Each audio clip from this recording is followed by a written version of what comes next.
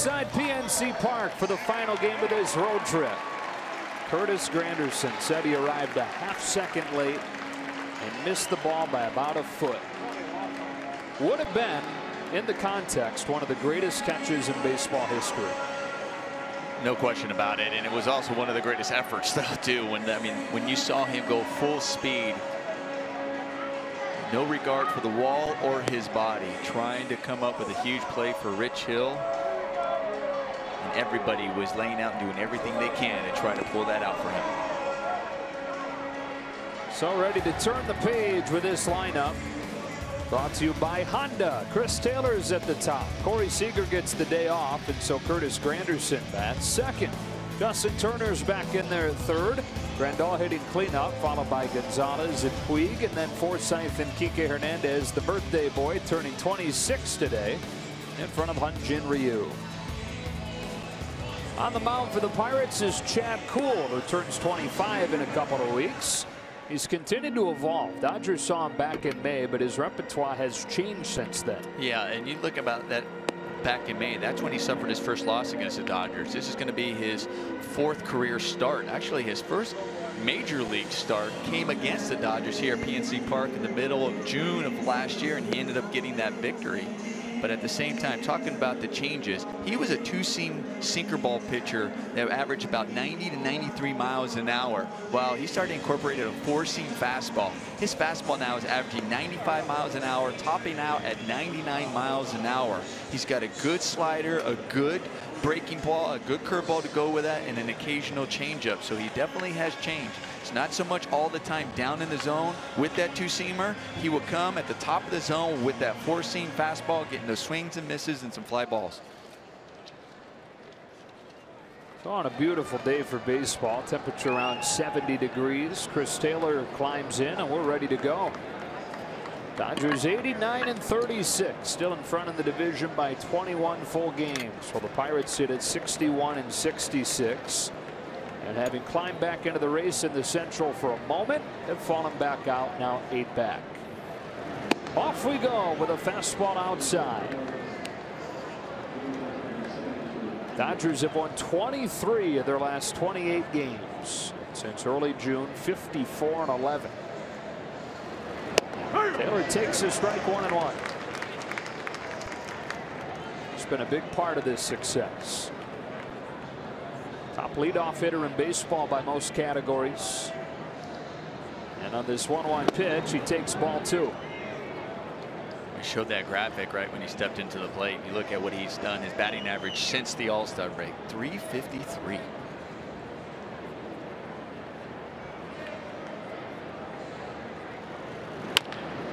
Chopper by the bag, foul. There's only one guy since the beginning of July with more extra base hits than Chris Taylor.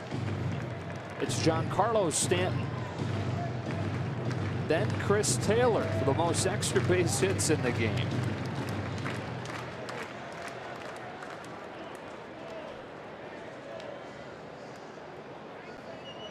Virginia Beach, Virginia native. Leading things off against Chad Kuhl. And lifting a ball into short center. That will drop in for a leadoff single. And wouldn't it be maddeningly poetic if they scored here in the first inning? I don't know if poetic is exactly the word, but. Well, some of the quotes that Rich Hill used yesterday was, you know, I don't want to be cliche, but that's baseball. If they scored in that first, that's baseball. Yeah. Granderson now.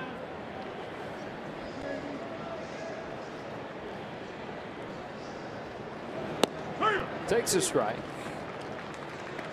Dodgers had their chances yesterday. 0 for 9 with runners in scoring position. They left 11 men on in those 10 innings.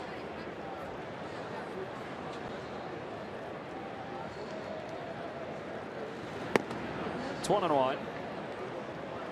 And I think it'd be one thing if it was a team that wasn't very good offensively, you know, that had struggled to score runs all year.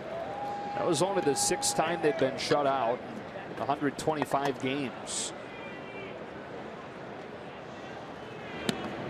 Granderson ahead, 2-1. Well, it's one thing to be shut out, the opportunity, but at the same time, you just look at, they had 13 base runners. When you think about being shut out, you don't think that you had 13 guys reach base.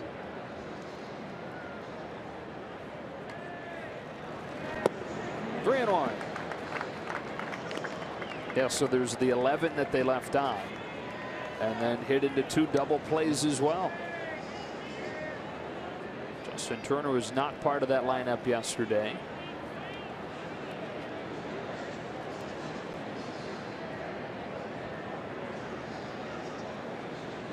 Long pause in a 3-1 that's dumped back, full count. Granderson went 0 for 4. He walked once. The walk came in the 8th inning. They'd strand him at second. That was when Logan Forsythe hit that line drive that leaping catch was made on by Jordy Mercer. There goes Taylor. Granderson pops it up. See if Freese has room near the sidewall. David Freese can't quite get there, but a tremendous effort puts him in the first row.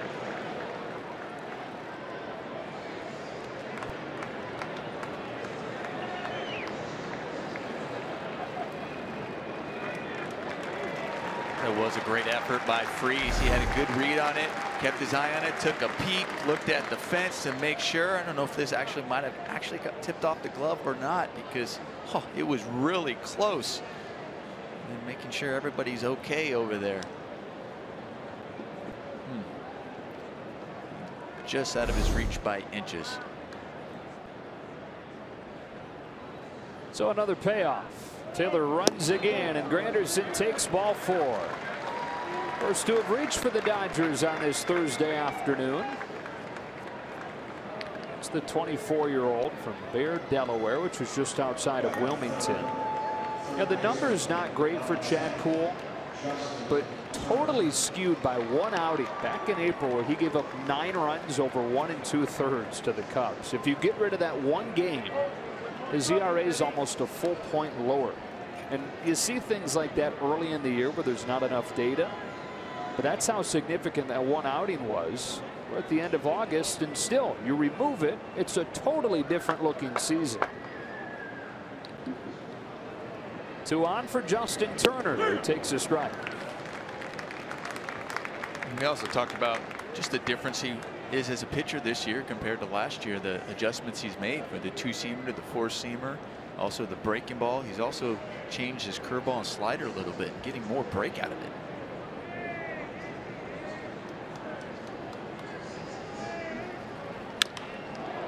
Fly ball to center. Routine for Andrew McCutchen, and the first out of the day.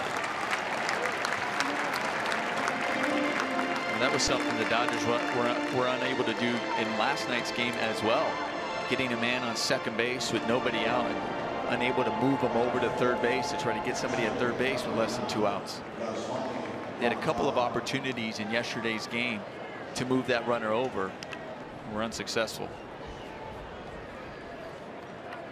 There's another guy who had last night off, and Yasmani Grandal, who has a hit in 6 straight games.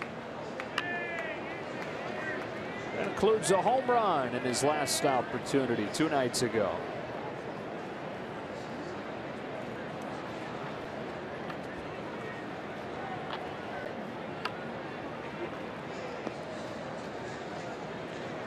Chad Kuhl, you mentioned, beat St. Louis Saturday, gave up 1 run over 5 innings.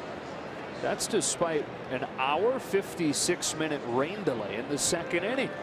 Normally a rain delay midway through a guy's outing spells the end of it, but he played catch, even threw a simulated inning in the cage. And one night after the bullpen had been taxed, Chad Kuhl said, "I was 100% coming back, no matter how long it took."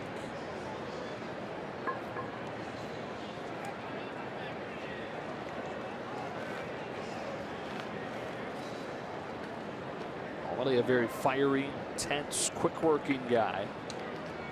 And quicksand in this first inning with a single and a walk to open it.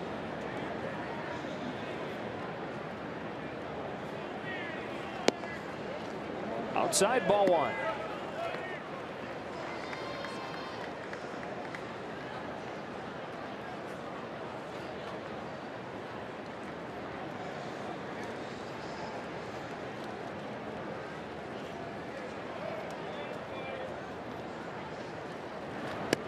Two and out.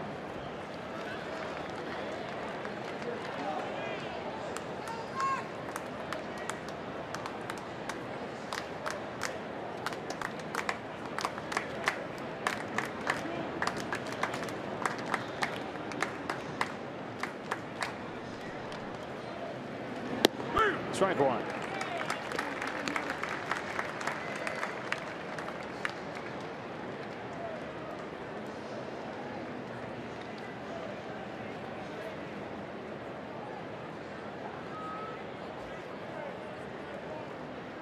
Taylor at second, Granderson at first, and with a 2-1 count, Yasmani Grandal takes strike two. Chad Kuhl, he finds himself behind 2-0, and then Grandal in the hitter's count, he throws a fastball right there, one that you can handle as a hitter. Grandal takes it, and then he comes back with a good pitcher's pitch in the outer half.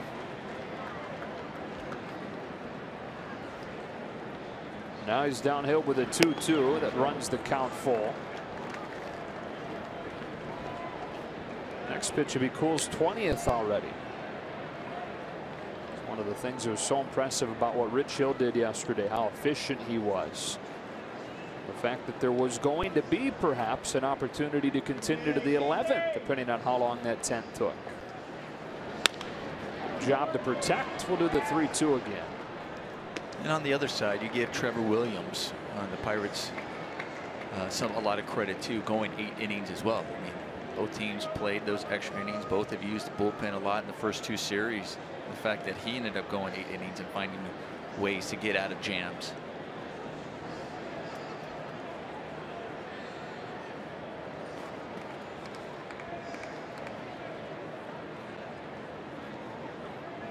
Another 3-2. Outside, bases loaded. Second walk of this first inning issued by Kuhl, and Adrian Gonzalez to the plate.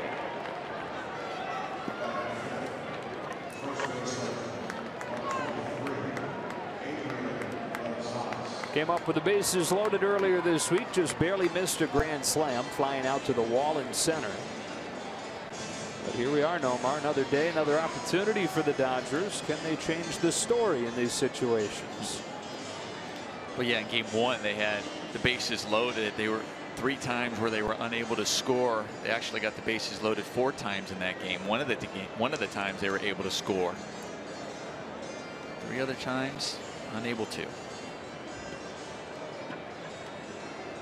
Just want to finish off that thought about Rich Hill and the potential of an 11th inning. He finished the game on his 99th pitch. His season high was 105. But had he kept on the pace that he was going, and at that point it was about 10, 12 pitches per inning, there was a good chance that if they got a run in the top of the 11th, Dave Roberts would have sent him back out there for what would not have been a perfect game. But if he was able to finish off an 11-inning no-hitter, that's as close to a perfect game as you're going to get. I mean, that sets it above every no-hitter ever thrown. And Dave Roberts said that. He said he was hoping for that quick inning.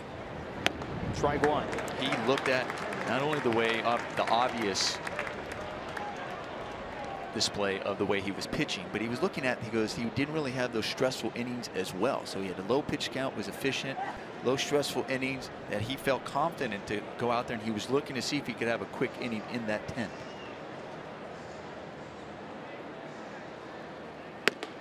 Laid in a couple of fastballs, quickly 0-2. Because Rich Hill did have a 7-pitch 8th inning. I think it was the 8th inning, if I was correct. That he ended up, actually, I think it was the 7th inning. I'm sorry, where he had a 7-pitch 7th inning. And that's where he was like, if he can have another one of those.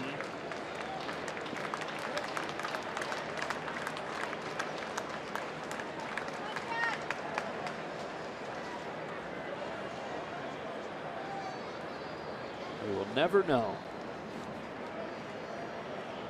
Back-to-back fastballs to start him. Now he runs this one even higher up the ladder. 1 ball and 2 strikes. There have been 23 perfect games in baseball history. 296 no-hitters. That's why I was feeling like a little bit of a letdown, even if he was going to finish it off. But again, if it winds up going 11 innings as a no-hitter, it is among the greatest of those 297. It's never happened. Nobody's ever thrown 11 no-hit innings. Or finished off an 11-inning no-hitter, I guess I should say. On this 1-2, Zolli strikes out swing.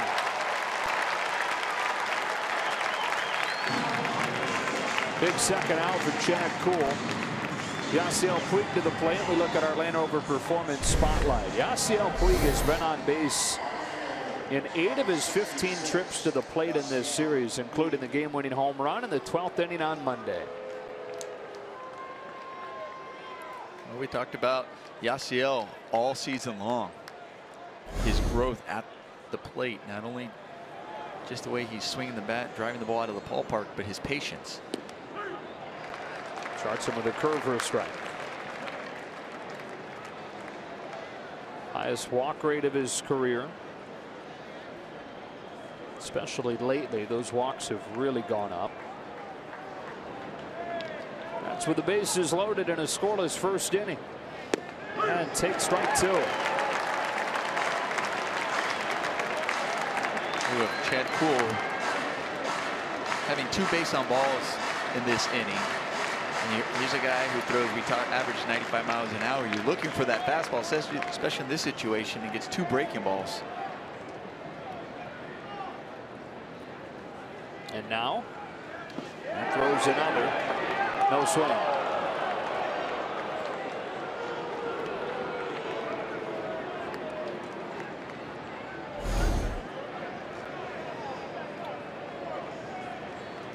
That's one strong man right there. Wow.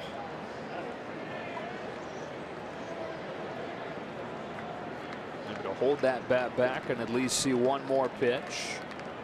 Single from Taylor, walks from Granderson and Grandal.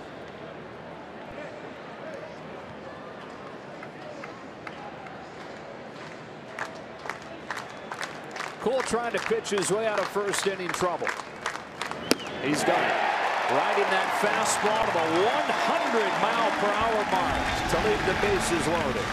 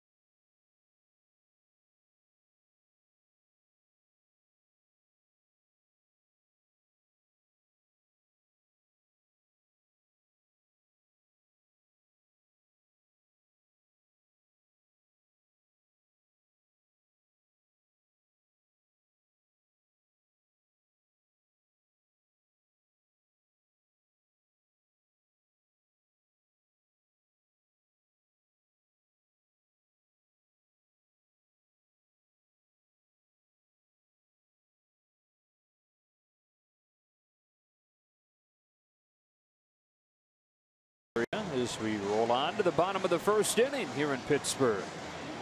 Joe, Nomar, and Alana. And the Pirates coming to bat for the first time with this lineup brought to you by Honda. Last night's villain from a Dodger perspective, Josh Harrison and Adam Frazier and Andrew McCutchen. Bell, Freese, Rodriguez. Elias Diaz catches. Jordy Mercer at short. Hyun-jin Ryu making his second start of this road trip for the Dodgers. He started on Saturday in Detroit, had 5 shutout innings. That was the 3rd time in his last 4 starts that he's put up a 0. Yeah, and you look at what that ERA over those is, just 2.77 over those last 4 starts, as you mentioned. And you also look about, he's averaged about 6 innings pitch in each of those last 4 starts. Starts Harrison with a strike. His home run last night to win it was his 4th over his last 7 games. Digs this one out down the left field line. Granderson on the run, won't get there, but it's foul. That also would have qualified as, that's baseball. First batter of the game reaching. Instead, it's 0-2. It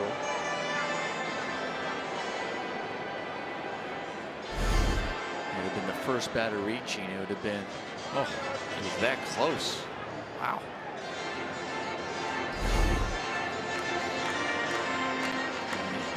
He would have gone on base, or if he still gets on base, you're looking at the last 2 Pirates to get on base are both Josh Harrison. Yeah. And in both cases, it would come on the back end of a long run for Curtis Granderson. Home run that Harrison hit was on Rich Hill's 99th pitch of the game. It was a center cut 88 mile per hour fastball. And in true Rich Hill fashion, he put all the blame on himself for throwing that one bad pitch. 1 ball and 2 strikes. You know, I look at what just Rich Hill, the quotes that he had last night were just so impressive. And I think it also helped because we all know the way that the whole team felt not being able to get a run for him, let alone keep that perfect game for him. Little muscled one hopper to short. Kike Hernandez gets him for the first out. And I'm paraphrasing it, or what he was quoted as and how they wrote it. But he said, we have something bigger than any individual here that's going on. And I think that's something we all realize. He says, we're in it for the delayed gratification, not the instant gratification. And that's, to feel that way, to say it, but to say it immediately after the game is nothing. It's one maybe to sit back, take a breath, and think about that. But strike on Adam Frazier. They have that right after the game. Feel that way. Talk to the media about it. That's why people have so much respect and love him in that clubhouse.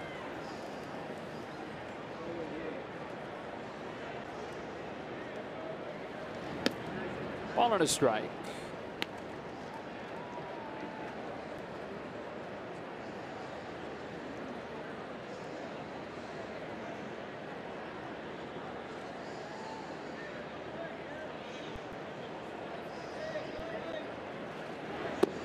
Two and one. Yeah, that perspective that Rich Hill seems to have so quickly. Probably no mistake with everything he's been through, not just in his career, but in his life, with he and his wife Caitlin losing an infant son a few years back. 3-1 on Frazier.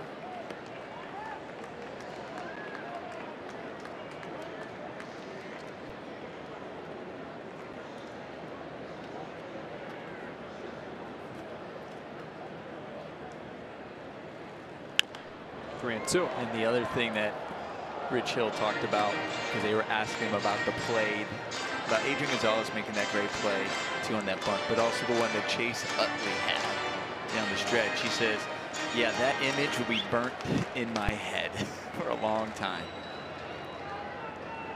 I hope there was some good photographs taken of it, mid-dive, mid-extension. I'm sure there are. Be perfect for a poster. Ryu gets Frazier swinging. 2 up and 2 down.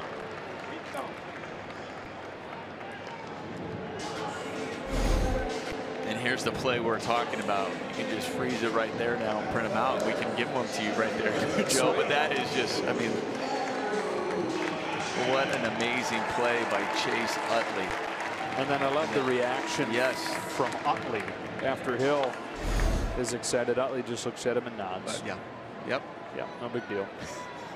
It's What a do. And then we almost had, as you mentioned, that unbelievable effort and play by Curtis Granderson. Strike on McCutchen. I think for anybody watching on TV or here, there was a split second where you were wondering, thought he had did it. he catch it? Yes.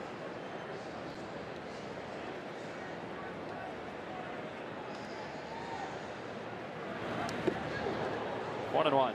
And I said this last night as well. When you're playing behind a pitcher who's doing what Rich Hill was doing, whether it's a perfect game, and a perfect game is a little bit different than the no-hitter, because a perfect game, everybody has to be perfect in order for it to be a perfect game.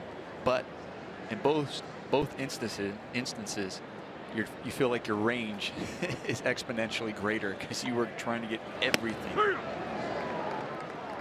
1-2 on McCutchen.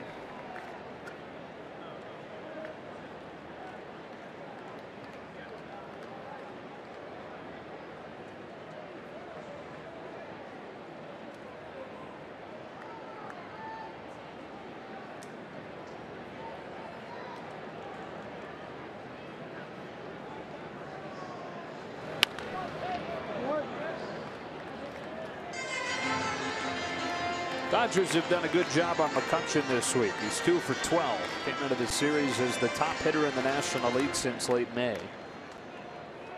And still is, but he's been able to limit his production. Ryu pumps another 1-2, and it's hit off of the mound. Waiting behind the bag is Logan Forsythe for a 1-2-3 first inning. Hyun-jin Ryu perfect through one.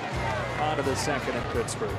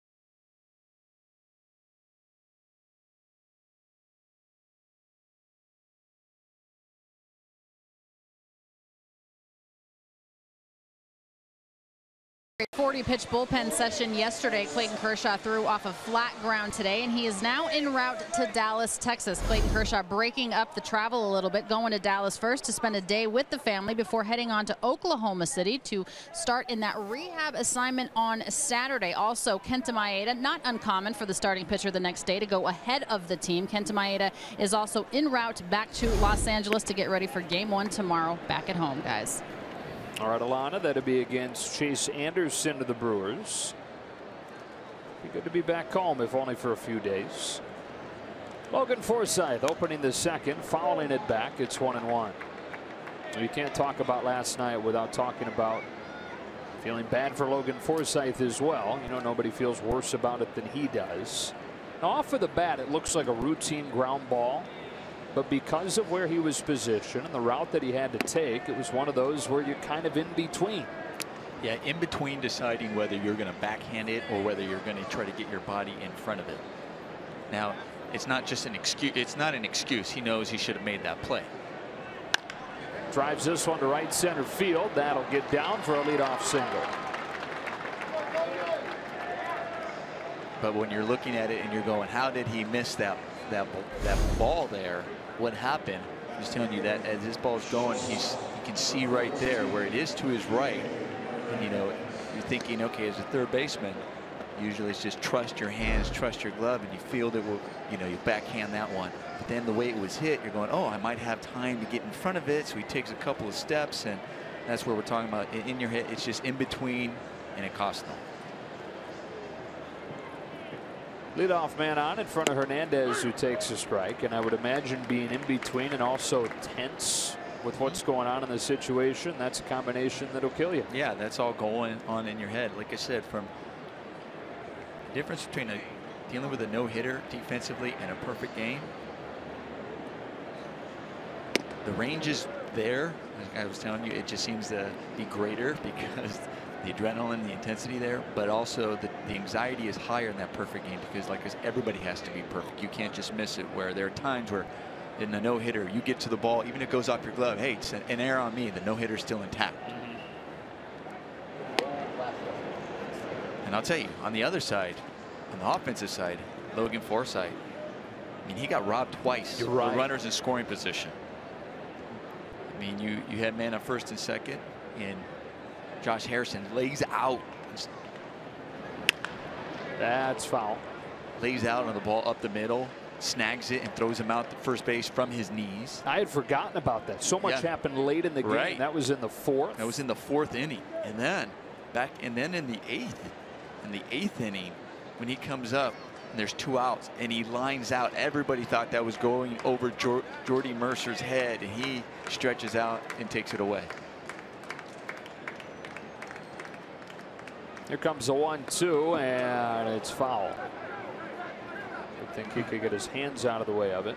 Looked like that almost got Ryu in the batter's box as well. Look out, big fella.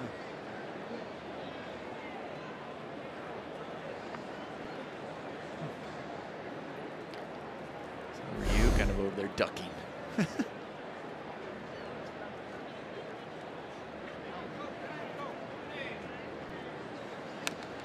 Stays alive. It was the first time in Major League history a pitcher had lost a perfect game on a 9th inning error.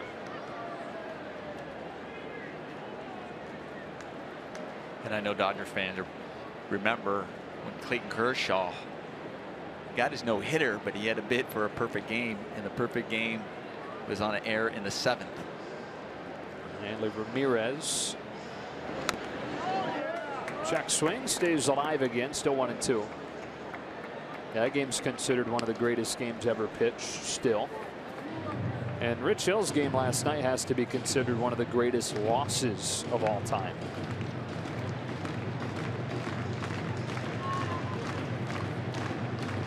First time a no-hitter had been taken into extra innings in 22 years. Got to go back to when Pedro Martinez did it in 1995.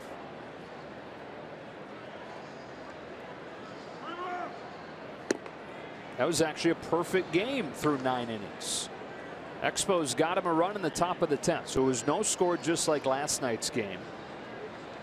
Montreal fans desperate for a run so Martinez can be perfect. They get that run in the top of the 10th inning. He needs 3 outs. The leadoff man in the bottom of the 10th doubles. They've kicked off Forsythe.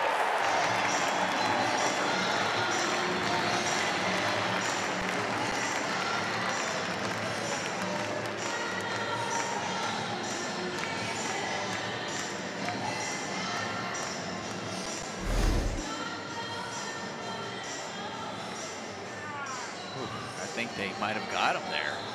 I mean, that was a perfect throw by Cool. I mean, he threw that about 95 miles an hour over to first base too, and in a perfect spot.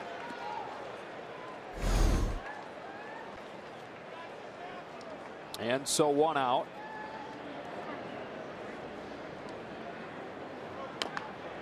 And is able to get a piece of it, and they'll stay at 2-2. Just thinking for Logan right now. I mean, this is where baseball can be cruel, and what you really have to battle with yourself mentally. When you think about his last 24 hours, you're like, you have an opportunity, you get robbed of a couple of base hits with men in scoring position in a game like yesterday. You end up getting the error, and then okay, turn the page next day. All right, got a leadoff single going out there. Let's turn the page to get a victory, and then you get picked off. Yeah. Full count on Hernandez. And it's not like it's been an easy year to begin with for Logan Forsythe in his first year in Los Angeles. He's trying to gain solid footing. Hernandez pokes another foul. Dealt with the injury, broken toe on his right foot, and then the hamstring issue when he was trying to come back. Those lingered on even after he was off of the DL. Quietly, last couple of months, numbers have been good, especially the on-base percentage, but rough night last night.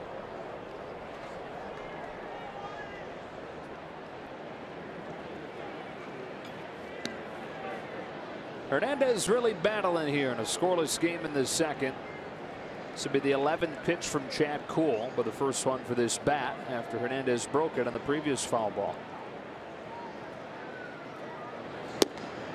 And he has walked. He doesn't realize it, but or do we have the count wrong? That's ball 3, I guess. Now there was a pitch thrown earlier in the at-bat that home plate umpire Paul Emmel I don't think made clear was a no pitch, when in fact it was. And Dave Roberts is saying the same thing because they had 3 and 2 up on the board. There was a no pitch earlier in the AB. So now a 3-2 and another foul ball. Well, everybody, like you said, thought it was ball 4. We thought it was. When you looked on the screen, everybody in the dugout was kind of wondering. The 2 people who didn't think it was ball 4, probably 3 actually, is Paul Emmel and Kike. They didn't move. Kike didn't move, so he must have heard no pitch. Catcher. This is ball 4 on the 11th pitch. Kike Hernandez on his birthday has a 1-out walk. It's the 3rd one issued by Chad Kuhl, who is not happy, visibly so, with Paul Emmel.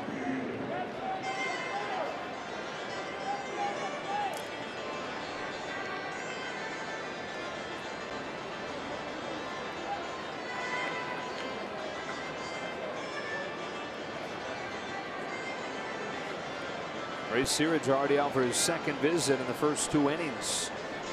It is getting a lot cooler. I don't know if you're feeling that too, but it's getting cooler and more ominous looking. There was not much of a chance for rain in the forecast. But, I'm not sure the forecast was right.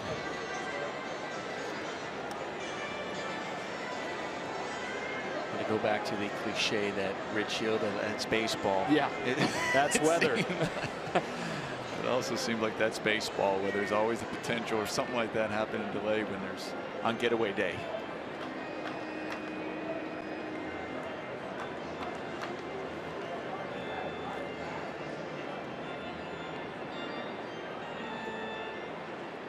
So a sacrifice situation for Ryu.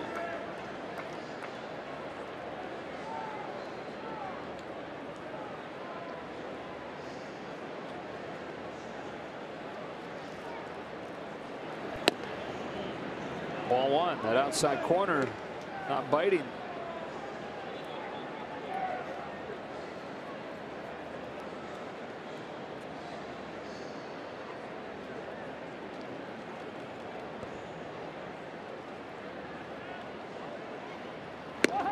Two and up.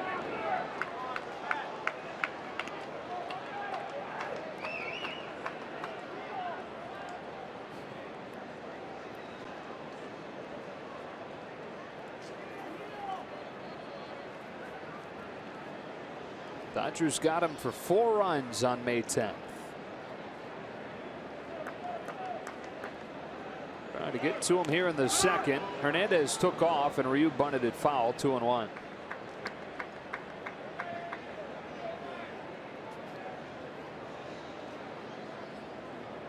Chad Kuhl's struggles so far.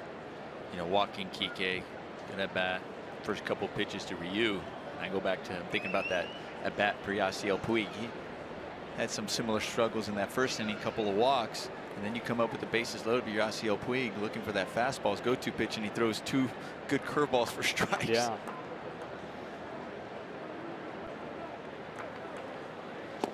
That one tails inside, and a good job to pull the bat back. 3-1.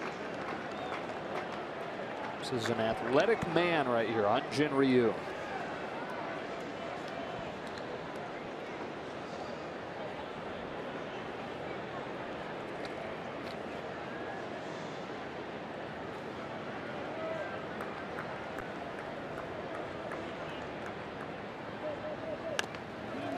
Lays it down, picked up by Diaz. He'll go to first. You know, nice job by Hyun-jin Ryu to move up Kike Hernandez.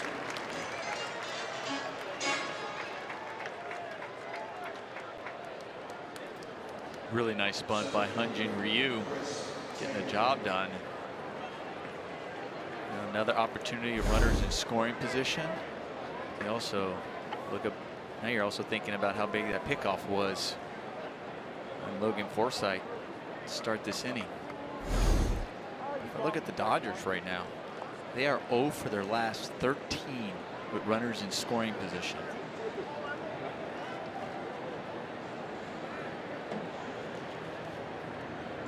Taylor trying to snap that slide. He's 1 for 1 today. He takes inside, ball 1.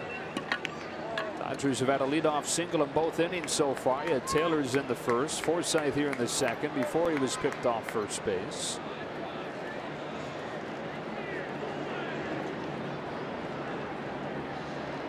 Chad Kuhl already 51 pitches into his outing, deals a 1-0 that swung on and missed, strike 1.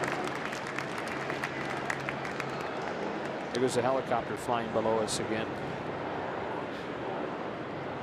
I've kind of gotten used to it, though. 4 games being up high like we are here at PNC. And it's a lot easier when you have a beautiful view like that. Sure is.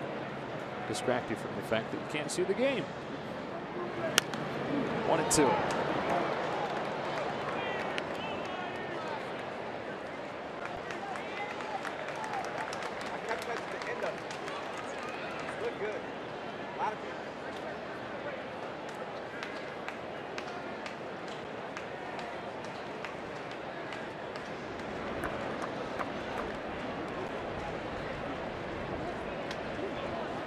Dodgers left the bases loaded in the first. Here in the second. 2 balls, 2 strikes on Chris Taylor. Kike Hernandez waiting out at second.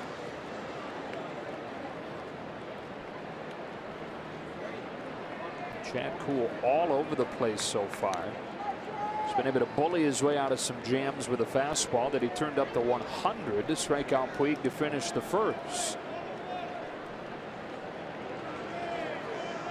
Here he comes now with a 2-2 that Taylor lines up the middle for a base hit, and they've finally broken through. Hernandez scores on a 2-out single from Chris Taylor, and the Dodgers lead it 1-0.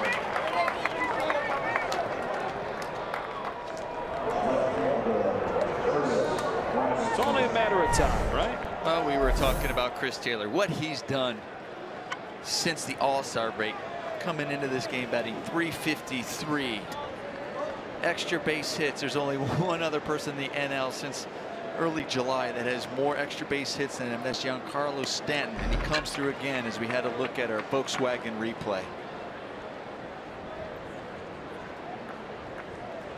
2 for 2 in the first 2 innings in this one. Curtis Granderson. Boy, look out. Chad Kuhl throws that 100-mile-per-hour fastball in the dirt to first. Starting to see a little bit of what the knock on him is, and that is sometimes he struggles to control his emotions. Think back to his major league debut. You may remember in this ballpark, like you mentioned, against the Dodgers.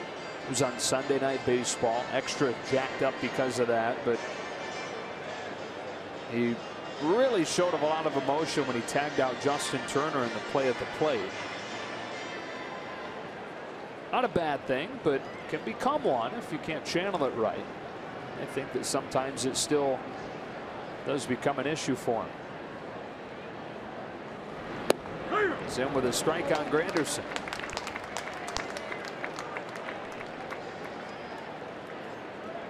From Wilmington, Delaware, played his college ball in Delaware for the Blue Hens.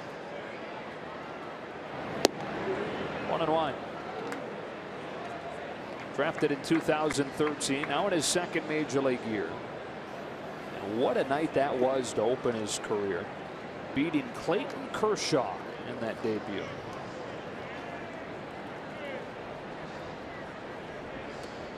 There goes Taylor on a pitch outside, throw down, sails into center. So this becomes a 2-out opportunity for Curtis Granderson with a man in scoring position. Chris Taylor with his 15th stolen base of the season. Been raving about all his what he's done at the plate, driving in runs, extra base hits, hitting for a high average. Oh yeah, and he also steals some bases too.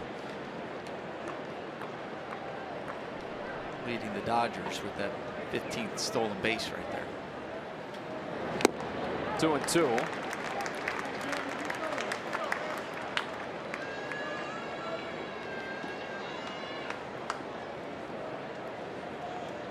Granderson hitless since that grand slam late in game 1 this week.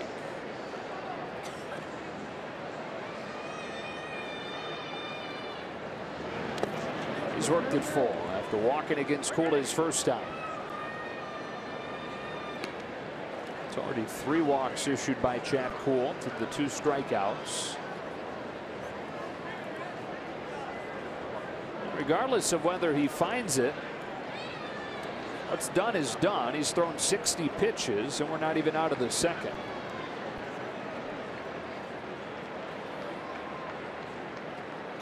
(3-2). That's another walk. 4th one over the first 1 2/3, and they're at 1st and 2nd.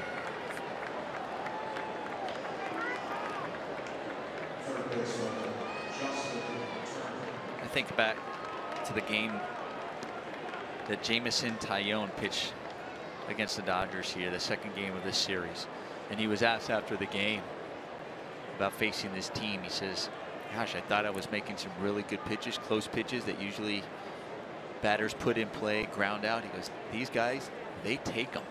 They made, he says, I really had to work facing this lineup. Far and away lead the majors in walks. Dodgers do. 2 on with 2 out. Justin Turner hits a fly ball to short left field.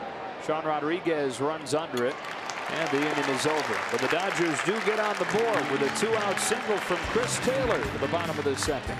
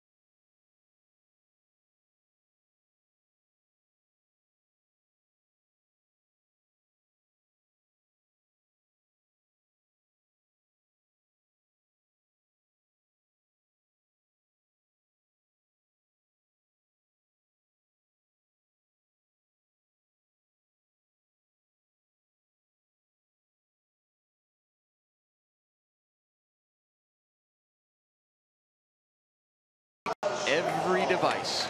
Watch every out-of-market regular season game live. Plus, get a free subscription to At Bat Premium, the #1 app for live baseball. Blackout and other restrictions apply, so visit MLB.tv for details. Bottom 2, Dodgers in front after Chris Taylor's 2-out RBI single scores Kike Hernandez in the top of this inning. And Hyun-jin Ryu goes back at it against Josh Bell. That is ball 1. Bell hitting .390 over his last 2 weeks. Trailing only Cody Bellinger in home runs and RBIs.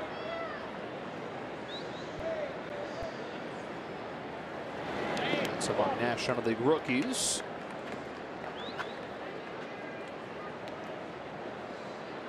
Well, still just 24 years old.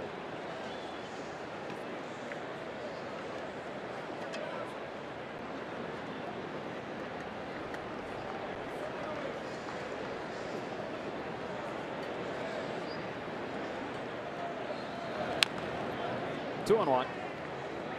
Had a goal this offseason of 100 hours of yoga. He had never done yoga before, but decided he wanted to become more flexible, moving from the outfield to first base.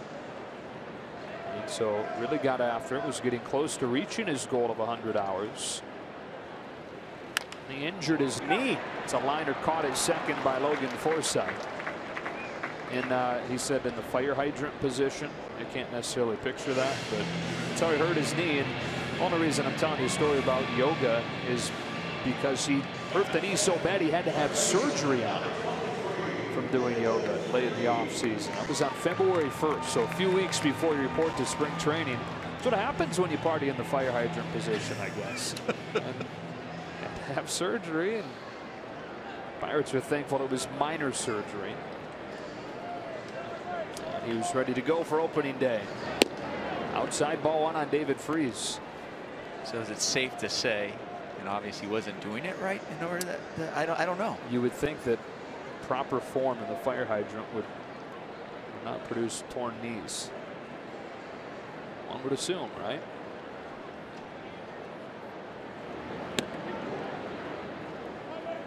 It's inside. It's 2-0. Mike Levy, our director, just had the idea that we come on camera to show everybody the fire hydrant position. I don't know that position. I don't either. I apologize to all the yoga enthusiasts. Those would be yogis. 2-1. Thank you. I didn't know what they were called. I appreciate that, Joe. Here for you. Freese looking for his first hit of this week. He's 0 for 8. And a 1-0 game in the second inning. Ryu back downhill. Soft ground ball foul, 2-2.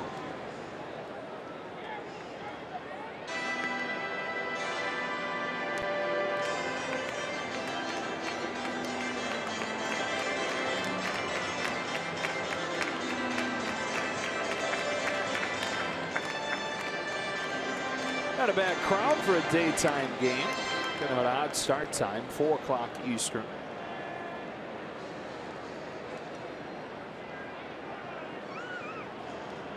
On this 2-2, Freese muscles one into short right. Forsythe out to make an over-the-shoulder catch. Logan Forsythe with a nice play for the second out.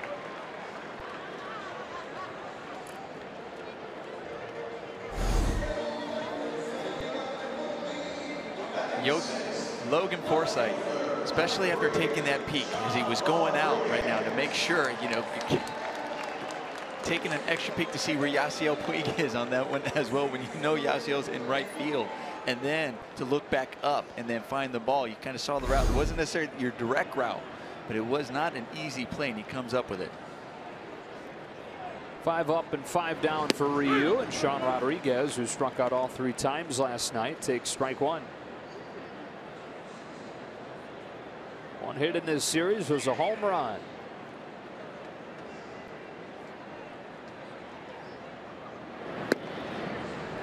We're talking about yoga, and I had it on my mind, and I almost said yoga Forsythe. Were they going for that ball? I heard. I didn't want to call attention to it. I'm glad you did. It definitely came out. Yogan. Yep. Yogan Forsythe.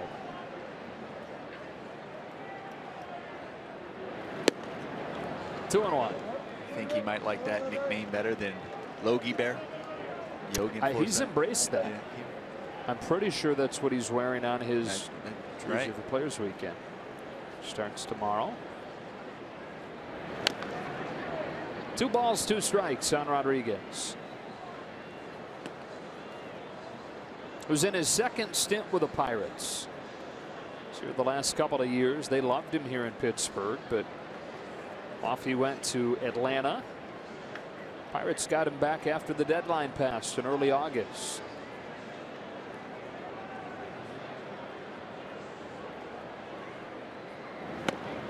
Buzzed him with a fastball, full count.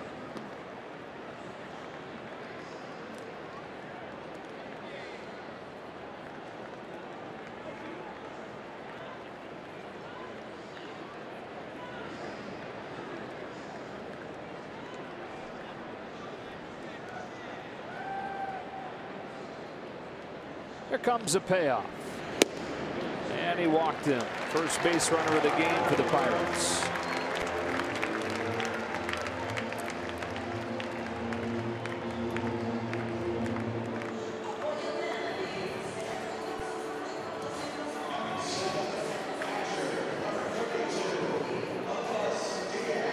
So Elias Diaz will bat with 2 gone in a 1-0 game.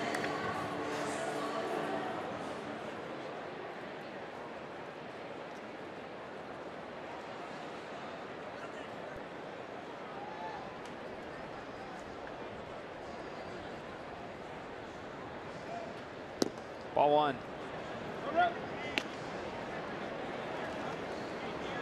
It'd be really good for Hyun-jin Ryu to talk about those shutdown innings, especially after your team had just scored, finally got on the board.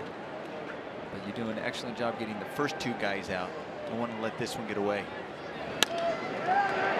That's a base hit to right center. Puig comes up gunning. Throw to third up the line, and they're at the corners with 2 gone.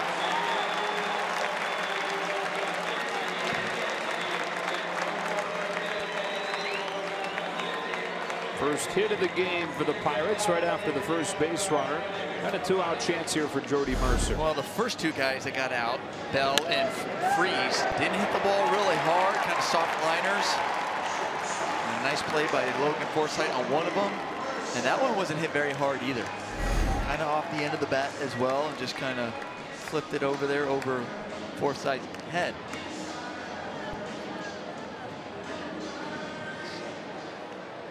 Ryu's still pitching well right now. You can't let those, get away from them and bother him too much. Kind of get back in there, attack the zone.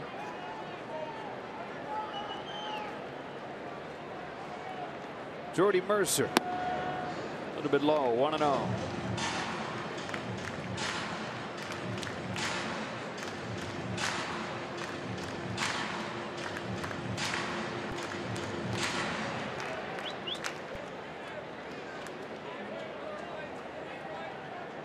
Rodriguez at third and Diaz at first as Mercer half-heartedly swings and misses at a breaking pitch, 1-1.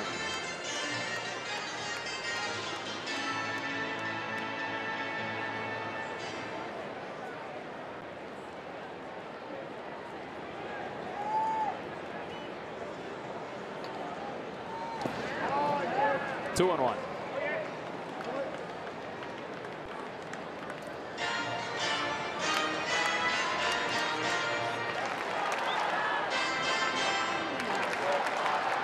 Hyun-jin Ryu making his 3rd career start against Pittsburgh in good numbers. He's making his 4th career start, and he's won all 3 so far with an ERA around 2.5. Hasn't mattered who he's faced recently, he's been good. Nice pitch there, 2-2.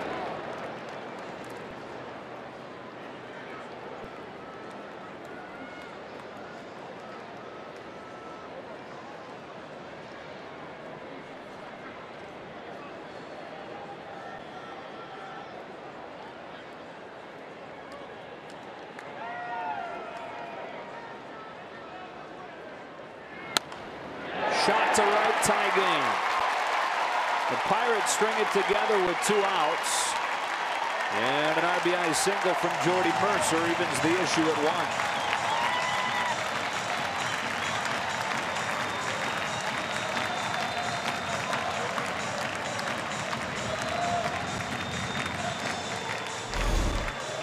Hyun-jin Ryu just mad at himself, wanting that ball in the other half with the fastball. We talk about attacking the strike zone. Still got it over the middle of the plate just a little bit too much. Right now frustrated with himself also. Doing an excellent job, talked about getting the first two guys out in this inning, then walks the next batter, Sean Rodriguez, and then giving up a run. Still not out of it. Although the pitcher up, Chad Kuhl 3 for 36 on the year. Ball one. It's been a tight zone so far for Paul M, especially that outside part. For both sides, though.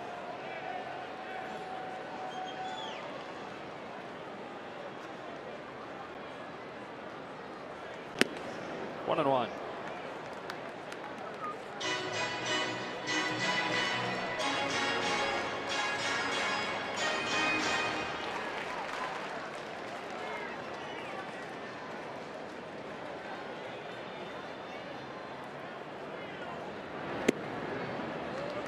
Falls behind the pitcher, 2 balls and a strike. Retired the first 5 that he faced, then walks, single, single.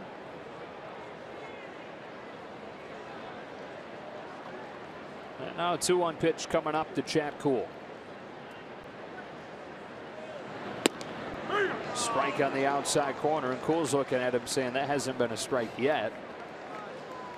But I'm not going to argue too much because I hope it is moving forward. Well, you don't argue. You just ask. I just want to make sure. Can I have that one? Right.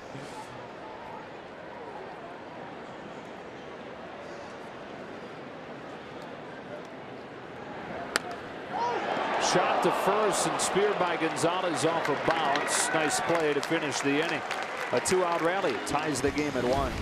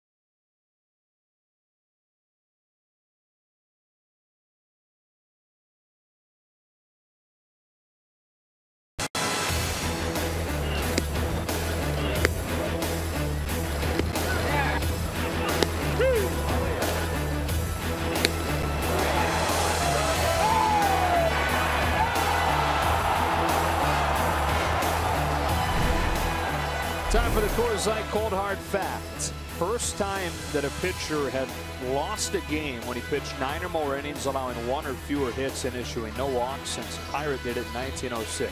Lefty Liefeld, 1906, 111 years ago. So he'll link to him in a way. And Hill will always be linked to another former Pirate as well, Harvey Haddix, who we talked about a little bit last night. But in 1959 in Milwaukee, Haddix pitched 12 perfect innings without getting a run. So 0-0. The game went on to the 13th. The first batter of the 13th reached on an error on the third baseman. The same way that Rich Hill's perfect game was broken up in the ninth. Now Smiley Grandal fouls off Chad Kuhl's first pitch.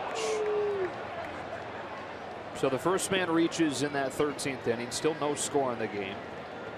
Two Hall of Famers come up. Eddie Matthews. They asked him to sacrifice, though. So the winning run moved to second against Haddix. Then it was Hank Aaron. 1 ball and 1 strike. Well, they put Aaron on intentionally. Of course, base is open. You're going to put him on. And a guy named Joe Adcock came to the plate. It's inside 2-1. And he crushed a pitch over the right center field wall to end the no-hitter. End the game in 1 swing.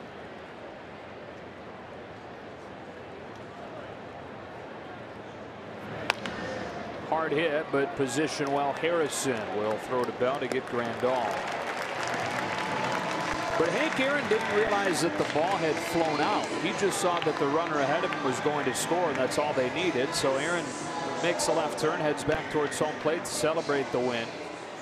And Adcock, the guy that hit the home run, passed him on the bases technically. And so technically they're both out. And so officially it's not a home run. It's a game-winning double. And the reason that that's significant in regards to Rich Hill is that last night is the first time in Major League history a pitcher has lost a no-hitter on a walk-off home run. 2-0 on Gonzalez. 12 perfect innings, and then you lose in the 13th. Harvey Haddix.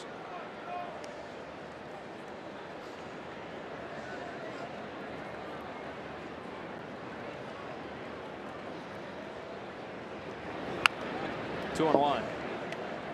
Haddix went back to the hotel that night in Milwaukee. He had bacon and eggs, so some breakfast for a late dinner. Tried to go down, but couldn't fall asleep. You don't blame him. So he goes out and walks the streets of Milwaukee until the sun comes up. Driven to deep center field. McCutcheon's back on it at the track to make the catch. Second time this week Gonzalez has just missed. 2 out.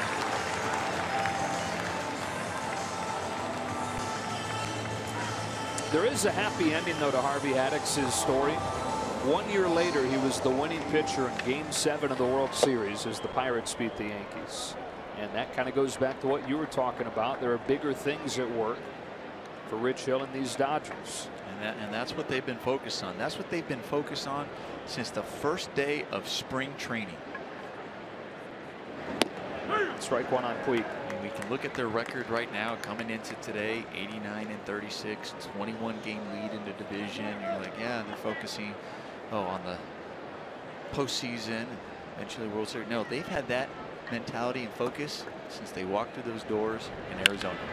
Puig gets a bullet for a base hit to left.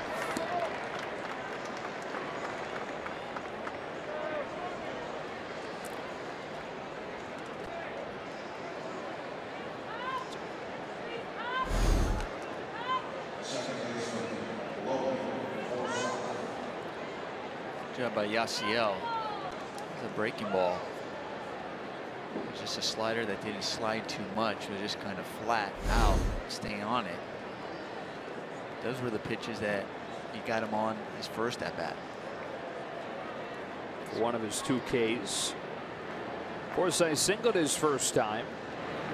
Takes ball 1.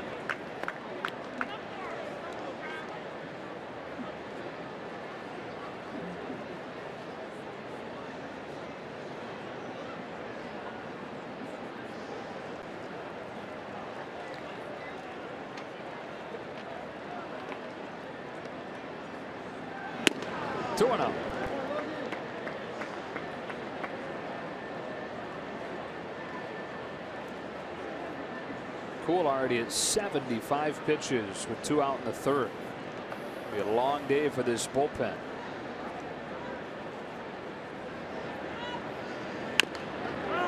Fouls it off his foot. You hope that, well, I guess you don't know which one you hope it's on, because broke the right big toe, but drilled a ball off his left foot earlier in this series.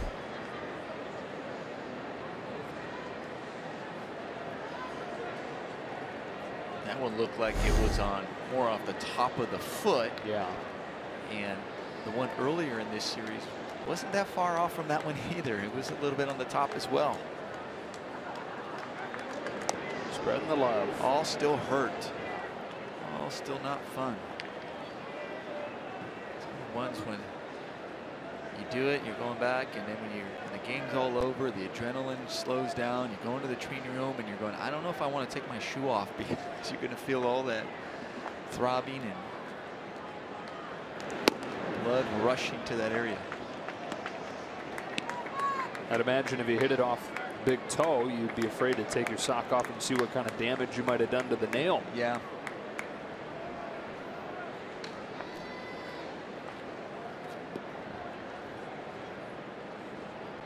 (3-1).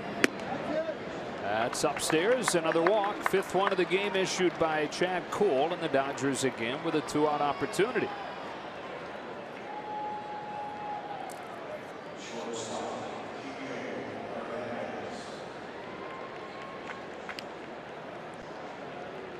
The 2 runs in this game so far have come out with 2-out RBIs. And there's another opportunity. Hernandez scored the lone Dodgers run after walking last inning on the 2-out single from Taylor. So far so good on his 26th birthday.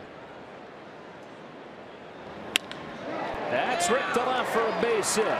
Woodward aggressive, giving Puig the wave. Rodriguez throws, and they've got him. Outfield assists Sean Rodriguez to keep the game tied at 1. Swing along to the bottom of the 3rd.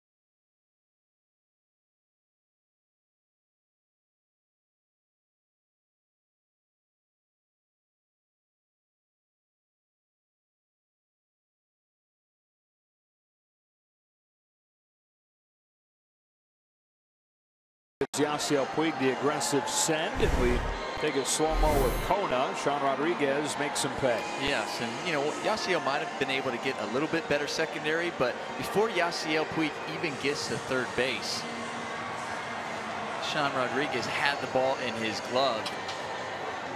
And Chris Woodward was definitely taking the chance, thinking it has to be a perfect throw in order to get Yasiel Puig, and it was. Sean Rodriguez made a good throw there. Yasiel Puig making a great effort to try to avoid the tag. Just really nothing he could do on that.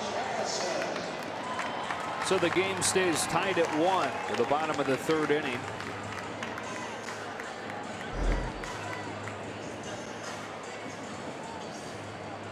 And Josh Harrison at the top of the Pirates order.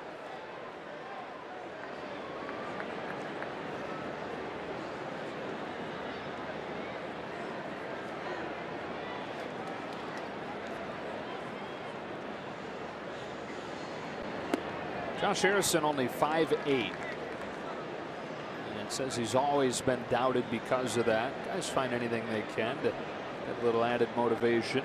His was built in some ways. When he was 3 years old, his mom wanted to sign him up for t-ball, even though you had to be 5 to play. The parents coaching the team, though, said, look, I mean, we're not going to let really any 3 or 4 year olds on this team, especially Josh, as small as he is, he could get hurt. His mom was mad, so she started her own team and let Josh on it. 2-1. With a 3-year-old Josh, they were one of the best teams in the league.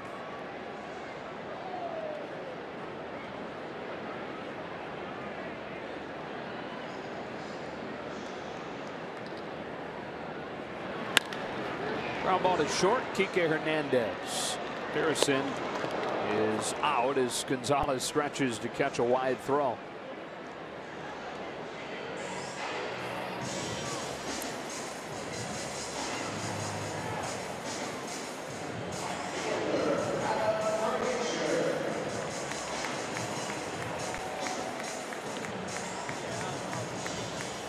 Here's Frazier.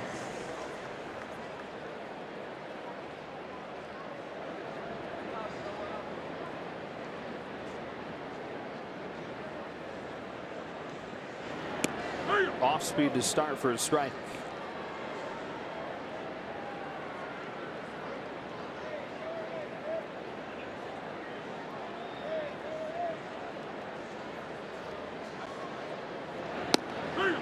Oh, and 2.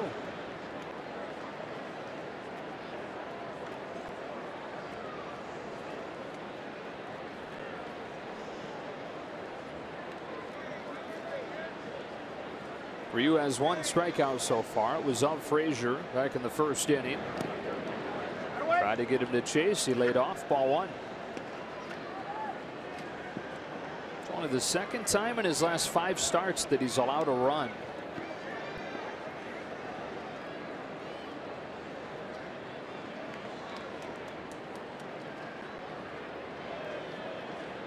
Is 1-2. Bounced up the middle. Forsythe has it and throws Frazier out. 2 up, 2 down. Ryu hasn't looked that bad so far in this game. You know, when you go back to that second inning, you know, the 2 things where I think where he's really frustrated was, 1, the walk to Sean Rodriguez, and then, you know, the hits to Luis Diaz wasn't that strong of a hit. Just kind of got off the end of the bat. It's the one to Jordy Mercer. That's the one where he ended up missing his spot with a fastball. That's the one that. So those were probably the 2 at bats where he's really upset. Other than that, he's looked pretty good. He's mixed up his pitches really well, kept them a little off balance. Said not many, even the balls put in play, have not really been hard hit balls. Haven't really barreled the ball up well. The 3 base runners against him came in succession last inning. Walk to Rodriguez, singles from Diaz and Mercer to plate that run. It's 2-0 on Andrew McCutchen.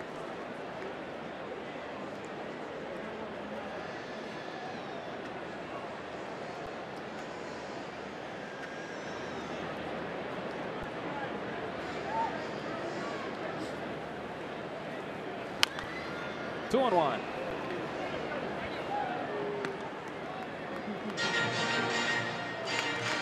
A 30-year-old. 5-time All-Star, former MVP.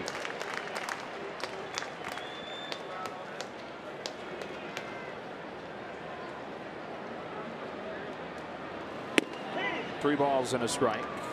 The football season around the corner. That was one of Andrew's favorite times of the year growing up. He was a star high school player. Wide receiver, return man.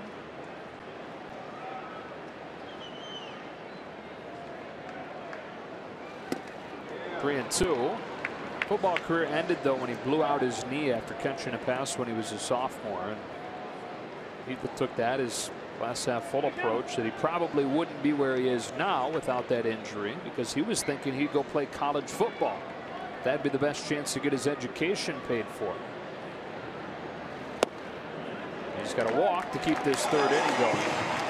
But instead, the baseball career took off. And drafted by the Pirates, climbed the ladder, made his major league debut in 2009, and has been one of the best players in baseball over the almost decade that he's been around.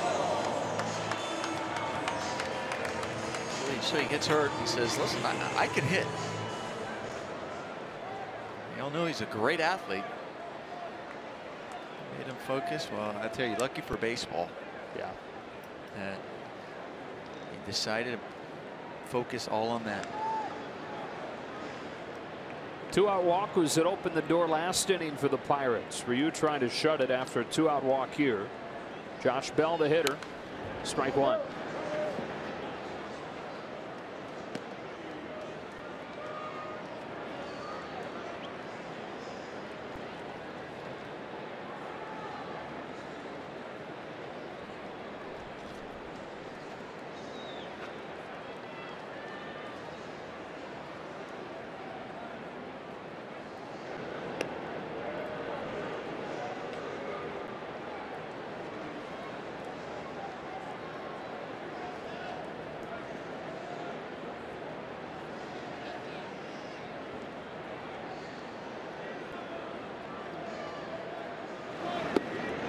One ball, one strike. Ryu's pitch count not exactly pretty anymore. 58 through 2 2/3.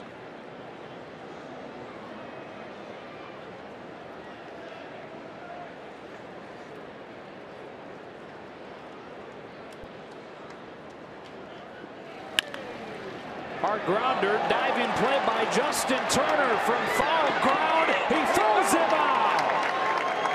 And a great pick on the back end by Adrian Gonzalez.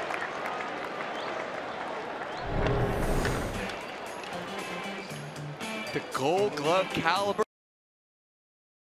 Big, and then a nice pick, helping him out at first.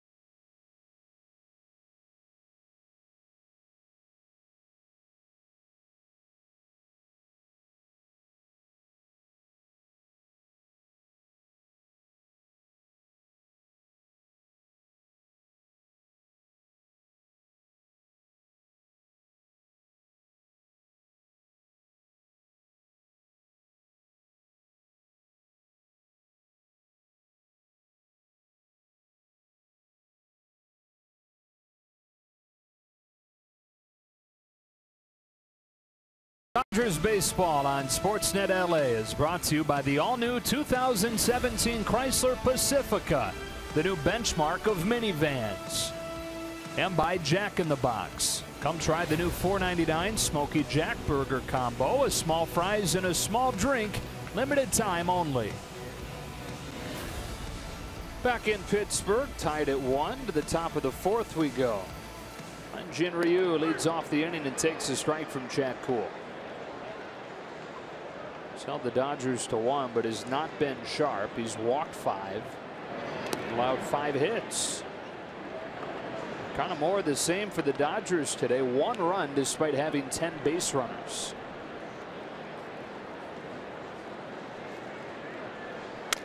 Ryu floats one behind first. Josh Bell will run it down for the first out.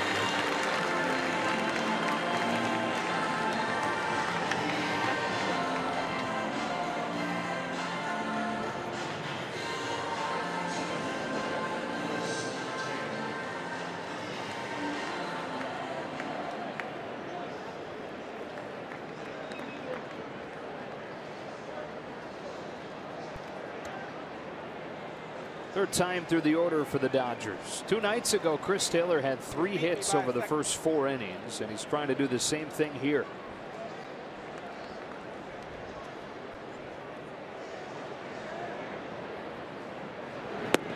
Sharp pitch, strike 1.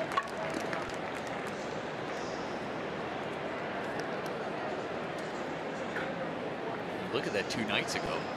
The fact that he's coming up for the 3rd time in the 4th inning. 2 nights ago, the Dodgers had already scored 4 runs.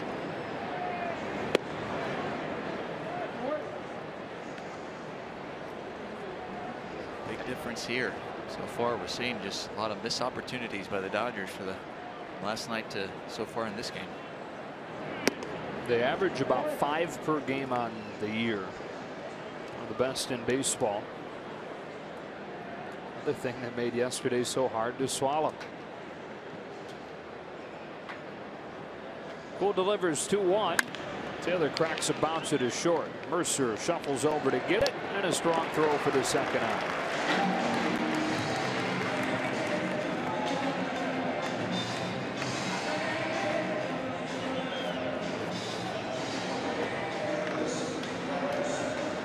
Bases empty, 2 gone for Granderson, who's walked both times. 2 of the 5 issued by Cool.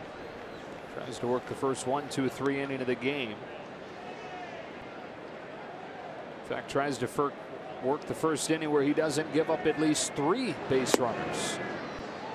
Ball 1.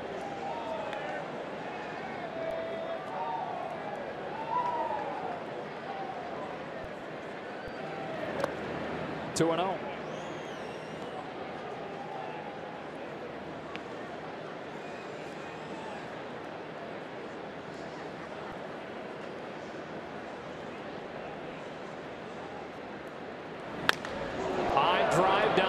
Field line. If it stays fair, forget about it.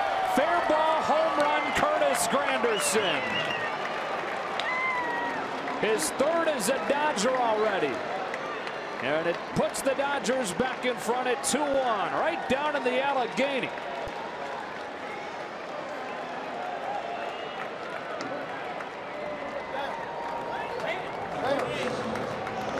When they got Curtis Granderson, we were saying, wow, he's going to fit in nicely for this Dodger club. Talking about him in the clubhouse and also what he does with the bat. He has fit in quite nicely so far with the Dodgers. Making that nice, beautiful swing, driving it out, not only just out of the right field wall, out of the ballpark, making a splash.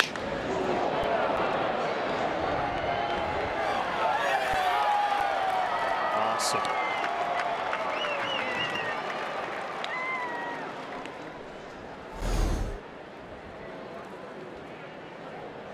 Curtis Granderson with his 9th home run in the month of August.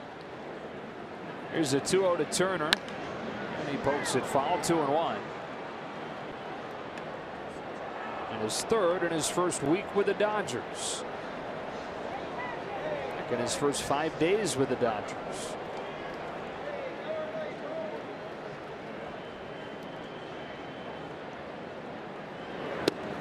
Two and 2.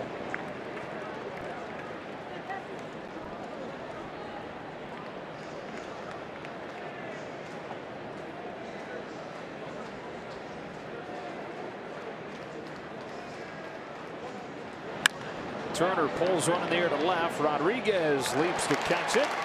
Side retired. Curtis Granderson breaks the 1-1 tie with a no-doubt shot to right. Dodgers in front 2-1 as we move along to the bottom of the 4th in Pittsburgh.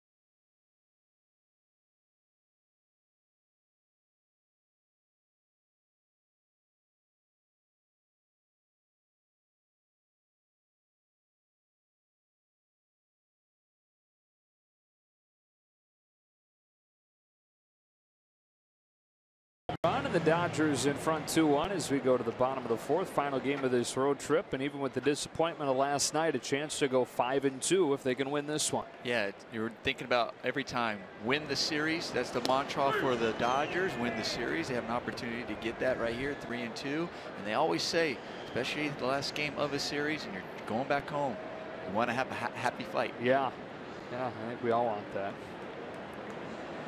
David Freese leading off this fourth inning for the Pirates. Taking a ball from Ryu. It's 1-1.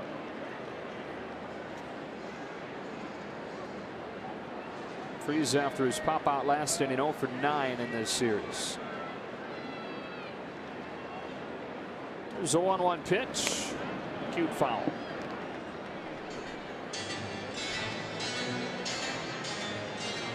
It's got to be what, 10 degrees cooler than when the game started? Yeah, it dropped down. Kenley Jansen available again today. He was down last night after pitching the first 2 games of this series.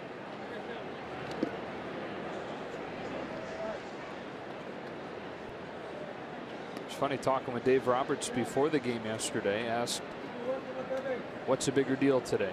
Rich Hill's long-term perspective, because that's always the way that you look at it with the Dodgers starters at this point, or the taxed bullpen and the need to get Rich deeper into the outing. And Dave said hours before that game, I need Rich to go deep into this one. I don't think anybody expected he'd go that deep. 10 full innings, or 9+. It's one way to save your pen. Really reset things down there. And I think early on we were noticing just how efficient Rich Hill was in that game, and then all of a sudden we're like, well, wait a minute, it's more than just efficient.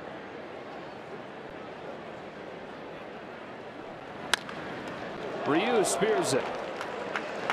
Freeze the first out.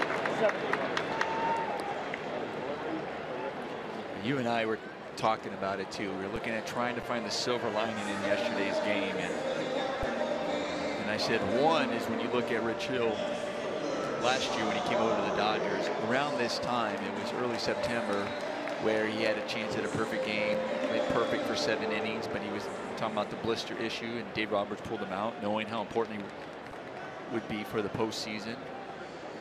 Silver lining, no blister issue yesterday. Didn't have to worry about that. But also how sharp he was at the same time this year as he was last year, to look at that and say, okay, you know, hopefully he can continue that sharpness throughout the rest of the season and carry it into the postseason, and at the same time helping that bullpen after the first 2 games in this series. Here's a 1-0. Rodriguez yanks a liner that Hernandez catches right in his tracks for out number 2.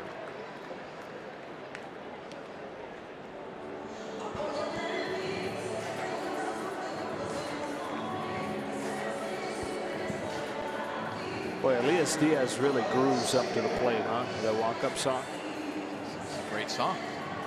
Is it? I like it. Yeah. Oh, you know it? I like it. Yes.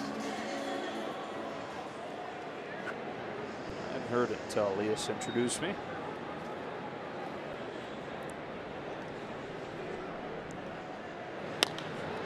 Fly ball to left center field. Long way to go. Chris Taylor. He runs it down. Great closing speed to get there on that one. 1, 2, 3 go the Pirates in the 4th.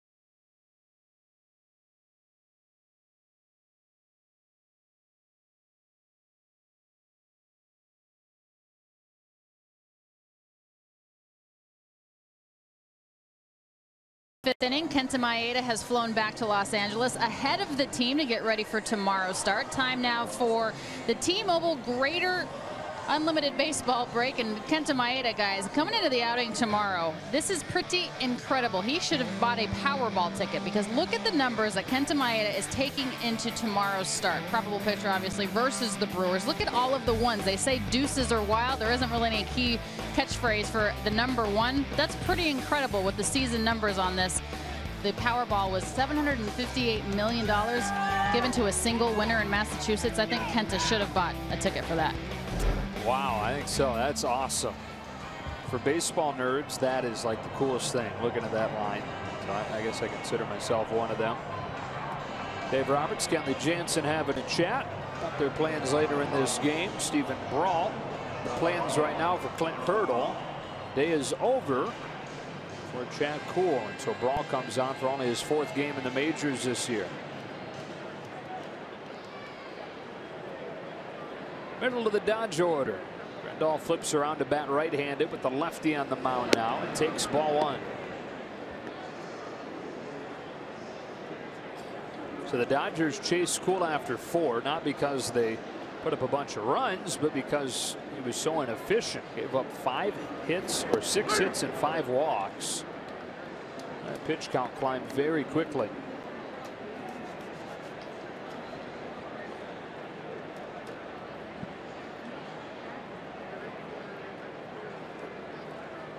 Brault deals 1-1. 1-2.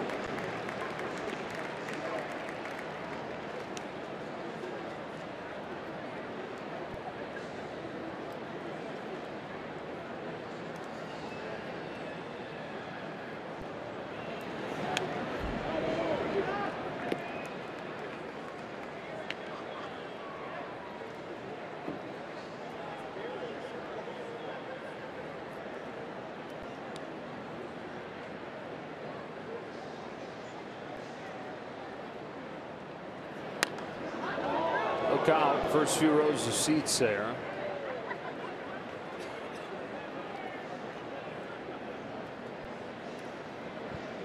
Really like to see if the Dodgers just kind of try to figure out a way to not necessarily look for that big inning, but just kind of get that 1 run maybe every inning here on out. You know, try to figure out a way just to kind of create those runs. Grandal strikes out to open the 5th. The reason I'm saying that is we just talked about going into this game. At one point over the last few games, they were 0 for 13 with runners in scoring position. Then you get that RBI by Chris Taylor, and then you get the home run by Granderson. Sometimes just kind of figuring out how to produce that run just kind of gets the whole offense back on track. Kind of the passing the baton mentality that they really have had so far and so much throughout this season. Strike 1 on Gonzalez.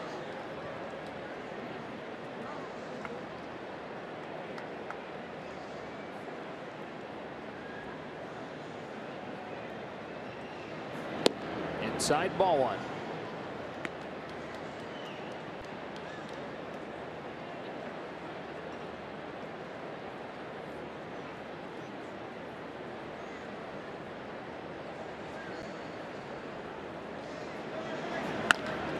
High fly ball to right center field, but McCutchen has a beat on it for the 2nd out.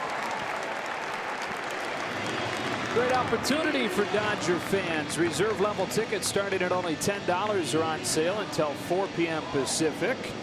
We only have a few hours, just a little over an hour left for this, but for the September 4th game, Labor Day, Diamondbacks in town, 50% off on reserve level tickets. It's the day with the first 40,000 fans in attendance. Get the barbecue and glove from Security Benefit. Go to Dodgers.com/tickets.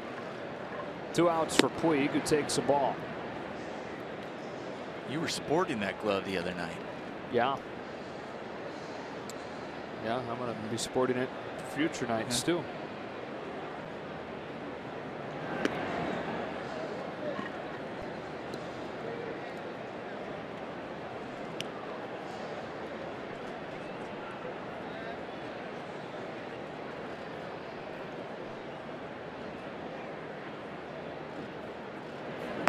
Three and on Puig. Here it is. Hey, this is one you were really excited. I remember when you were like, listen, on this, I can't wait. I know I'm putting my hand in your glove. That's a no-no when you're over there in the big leagues. You don't put your hand in, you know, baseball glove. But at the same time, you know, just wanted to check it out. Doesn't apply to barbecue gloves. Yeah, that's a little bit different story.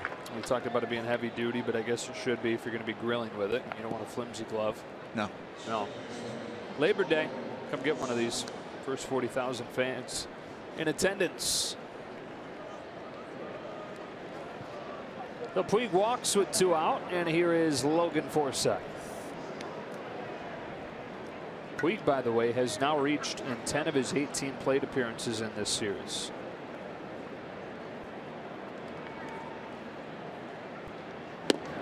Strike 1.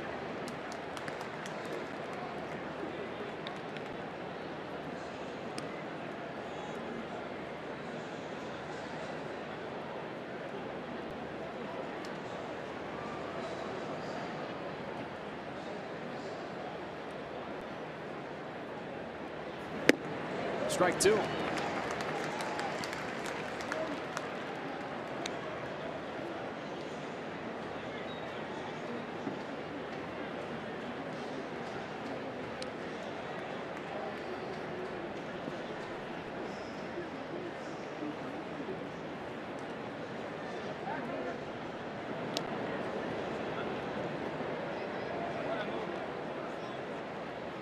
Stephen Brault, very good singer on the mound.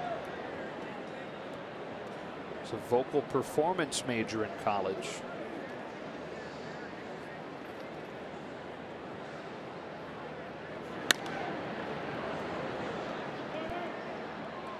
Played baseball in high school, obviously, but he was never one of the best guys, or never the best at least.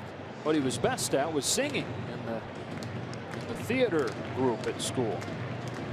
That's when he realized that he had a talent for that, so went to school for it.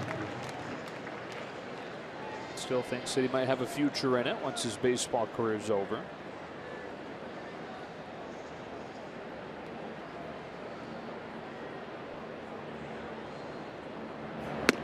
Ball and 2 strikes. Was it Tyone you were talking about who learned the guitar? Yeah. Right? So I'm just thinking, I go, and he said he's, you know, now he's good enough for around the campfires. You got Tyone and bring in Brault.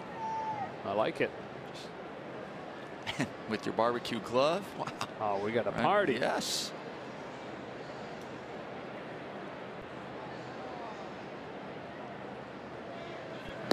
In the off seasons, he works with a band that plays around San Diego, because that's where he's from, called the Street Gypsies. You know what the genre is? Rolling Stones-esque / folk music is how he describes it.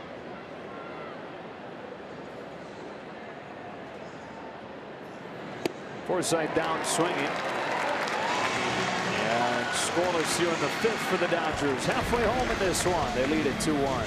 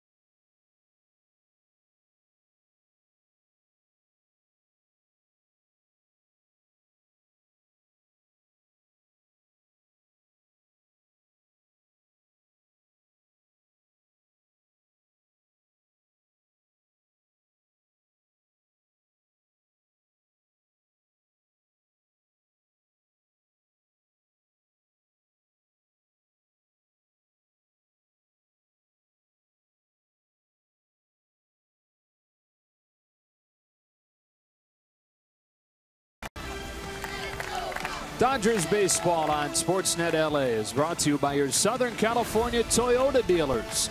Save big on a reliable new 2017 Camry now at Toyota's National Clearance Event. That is Italy, Europe, Africa representative in the Little League World Series, taking in this one today. Nice synergy between the Little League World Series and the Pittsburgh Pirates in Major League Baseball this week. Jordy Mercer takes strike one from Hyun-jin Ryu at the Little League Classic game Sunday night in Williamsport, where the Pirates beat the Cardinals. And there have been Little League teams here pretty much all week checking in. I think there were a couple other teams here along with Team Italy. I think a team from Japan was here, a team from Venezuela as well.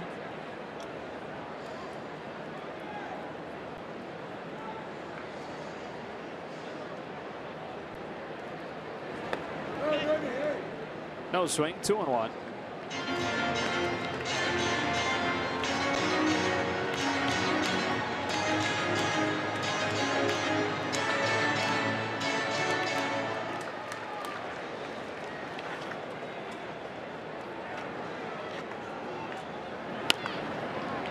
Rolled to short. Hernandez has it with a backhand. A strong arm of his gets Mercer for the first out. We know all about Yasiel Puig's arm in the outfield.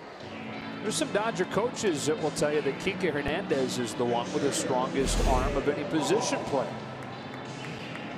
Well, he definitely shows it off there. And there, I mean, I know it's hard to even say that when you see what Yasiel Puig does out in the right field. Yeah. I understand that. I'll still give it to Yasiel, but Kike is not that far off, and we've seen some great assists that he's also had this year from the outfield. Brault hits one past the mound. Hernandez busy, 2 out. Well, one argument may be that Puig has the more accurate arm.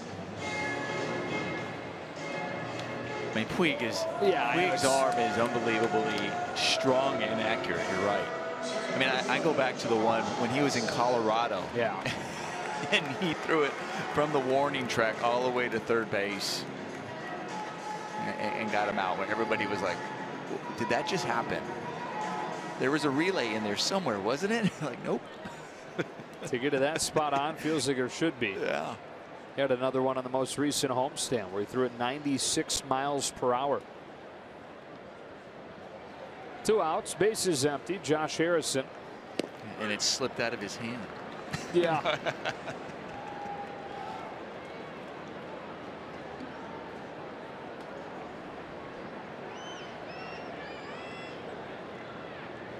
Only 1 run on 2 hits against Ryu. Haven't had a hit since the 2nd inning.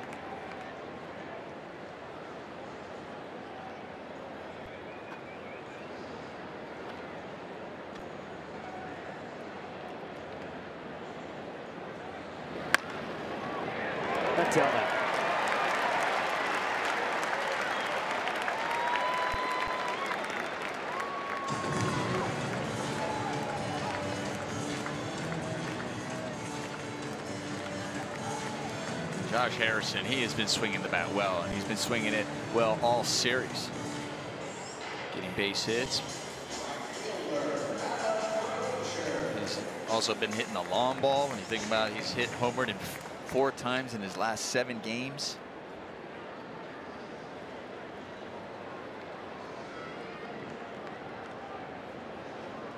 Every base runner the Pirates have ended, they have come with 2 out. Adam Frazier, the batter, now 0 for 2 with a strikeout and a ground out.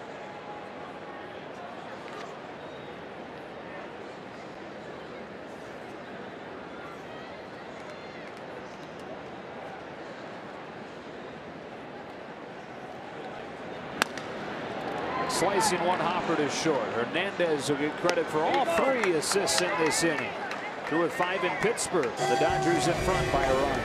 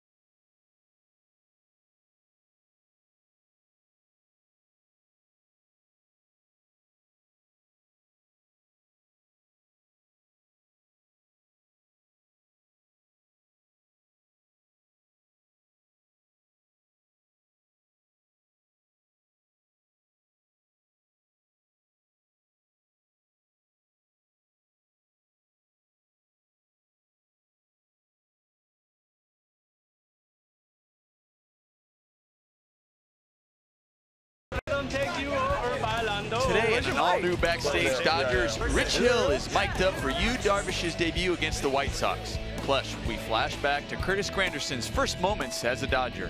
Don't miss Backstage Dodgers, presented by Hankook Tires, after the postgame, only on Sportsnet LA. Granderson's home run, the difference in this one. Kike Hernandez in front of Steven Brault's first pitch of the sixth. Granderson went deep in the fourth after the teams traded runs in the second.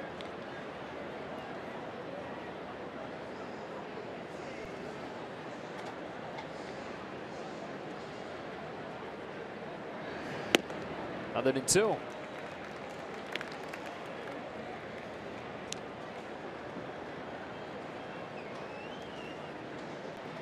Steven Brault, converted starter, bringing heat out of the bullpen. Home with an 0-2. Got him swinging. That's his third K over 1 1/3. One away in the sixth.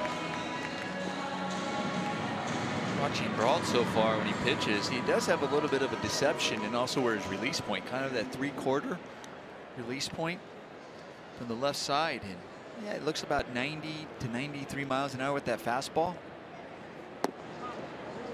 Very similar to Rich Hill last night. We were talking about Rich Hill. It seemed to have that late life on that fastball. May only look like 91, 92 miles an hour, but seems so much harder as a hitter. Like it gets on you so much quicker than that 91 register. That's something the Pirates players talked about after the game yesterday, was how they just couldn't seem to catch up to that fastball, especially in the first half of the game. Ryu loses his bat up into the extended netting and down into the Pirates dugout. 1-2. Had lost some of the life by the time the 10th inning rolled around and Josh Harrison stood in. Hooked that home run on an 88-mile-per-hour fastball. Wasn't like he crushed it, though.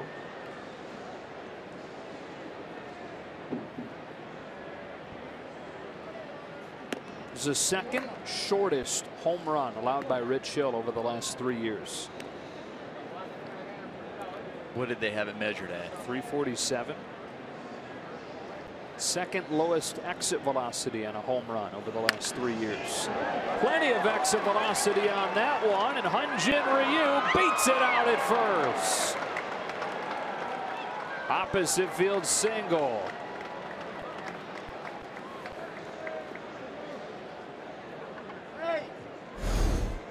He hits this one really hard, barrels it up, and he knows he's going there. He's like, wait a minute, they're going to have a chance at me at first. He's thinking about it. He's showing off the wheels.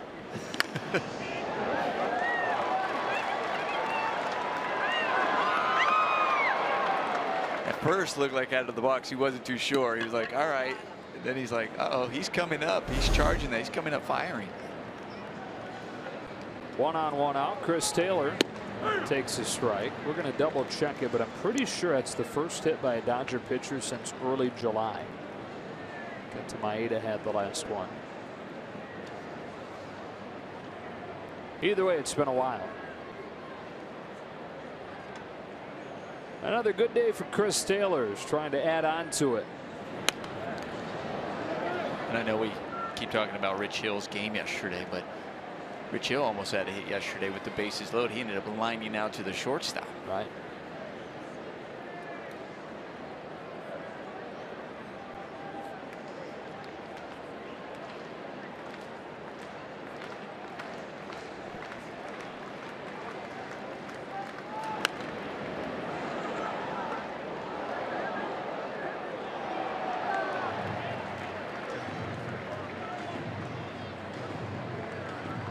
.76 degrees when the game started. It's down to 68 now.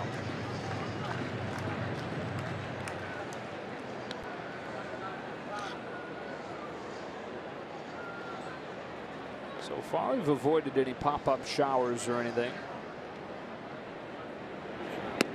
A ball on Taylor, 1-2.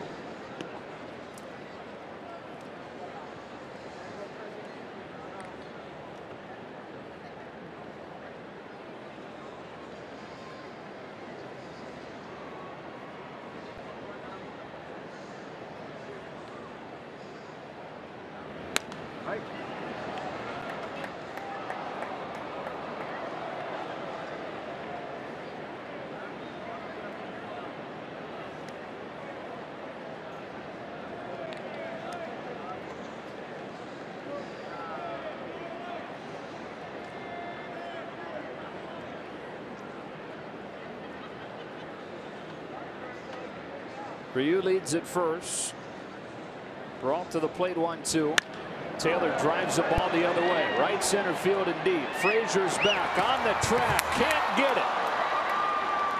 Taylor stops at second with a double. Third hit of the day for Chris Taylor, and his 7th over the last 3 days after going hitless in 6 tries in the opener. Well, he drives this ball into right field, and I'll tell you, you have Hyun-jin Ryu at first base, and the way he drove and the way the right fielder was going back on it, you just weren't too sure if he was going to be able to make the catch. So Ryu was kind of around second base, and we know he's not necessarily the fastest guy. Chris Taylor almost caught up to him, and there's just nothing he can do. He was trying to make sure. It would have been a little bit different had there been 2 outs, and he could just keep going, and then he might have had a chance to score. But here's Ryu kind of watching the ball. He has to wait. He's like, okay, now I see it hit the wall. And by that time, Chris Taylor, since he hit it high, he was off and running and really had to stop and slow down. Some graceful footwork around the bag there from Big Hyun-jin. Granderson, ball 1. Trying to add on after he broke the tie with a home run his last time up.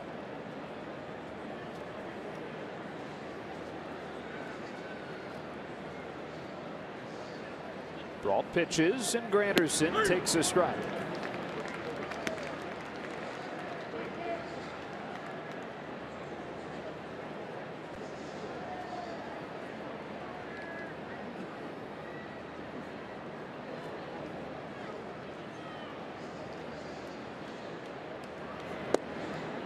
Just low, 2-1. Home run was his 22nd overall this year, but it was his 3rd in 6 days with the Dodgers. When you come over to a new team, you don't know what to expect. You also want to make sure you fit in. You want to feel part of it. And this early, he's a part of it. Yeah.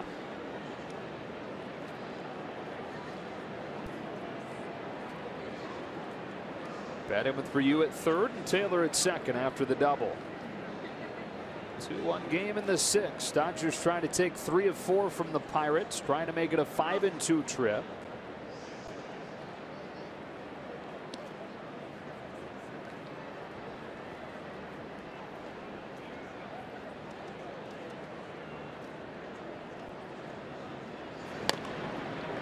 Full count. There are very few guys that this front office wanted to take on at the trade deadline and after, because the chemistry of the existing clubhouse was so perfect and so important to them. And Curtis Granderson checked off every box as far as off the field stuff and the way that he would fit in. He's walked and has reached all 4 times today with a home run and now 3 walks. And the bases are loaded for Justin Turner.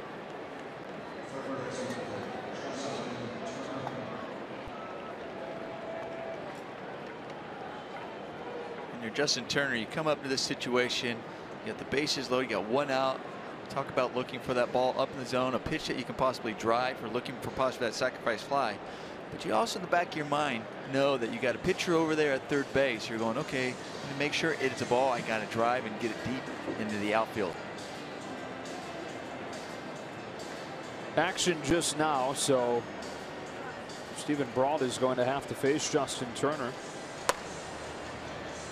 who's made nightmares for left-handed pitching this year.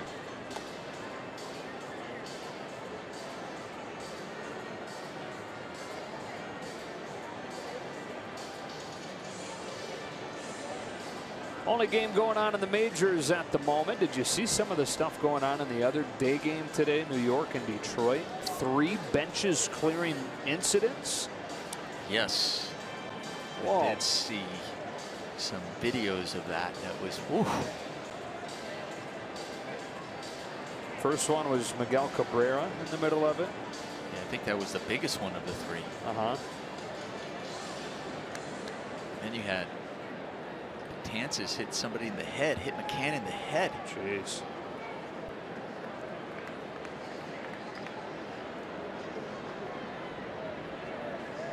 So loaded up for Turner, trying to break it open. Ball one.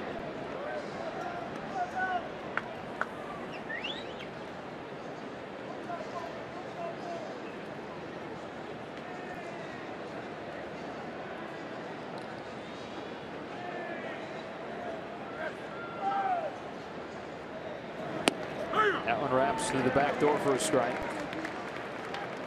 So apparently Tommy Kahnle threw behind Miguel Cabrera. And that's what started the whole thing. But plenty more after that.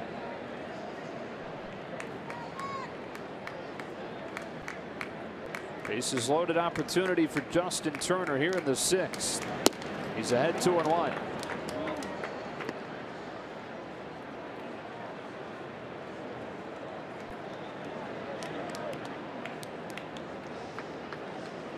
Ryu at third. He singled. Taylor's at second. He doubled. Granderson's at first after his walk.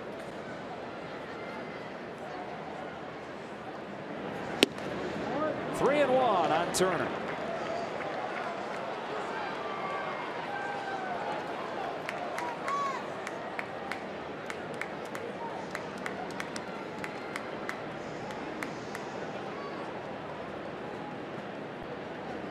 You know what I was forgetting when I was talking about Ryu's hit being the first one since June? Brock Stewart had one on Tuesday. Before that, though, it had been a long time. Turner flies one to right. Adam Frazier settles under it. Ryu's tagging at third and not going anywhere. It was a good thing that he did.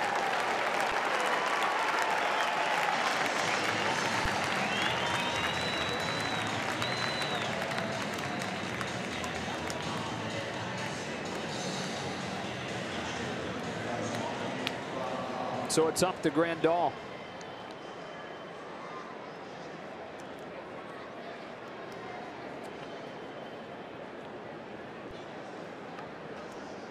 Dodgers over the last 2 days 2 for 16 with runners in scoring position, and they've stranded 19. Fastball for a strike.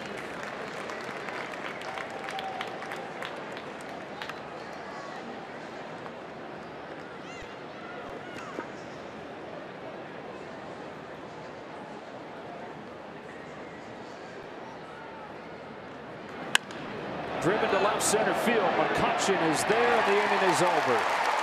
They've left him loaded again.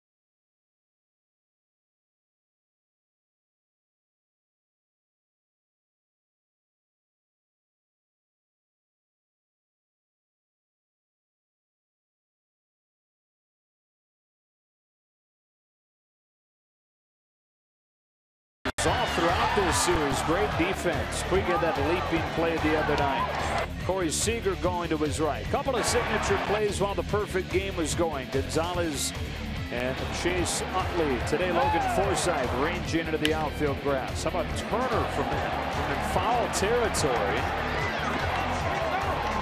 Hyun-jin Ryu, the beneficiary. The Dodgers, the top defensive team in baseball when it comes to turning balls in play into outs.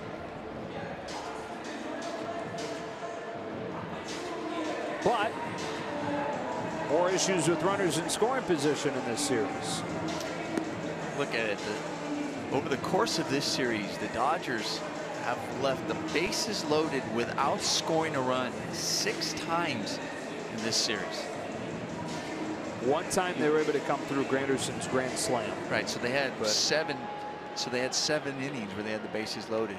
They only came through in one of those times as far as scoring a run, which, knowing and us watching this team all year long, is very rare.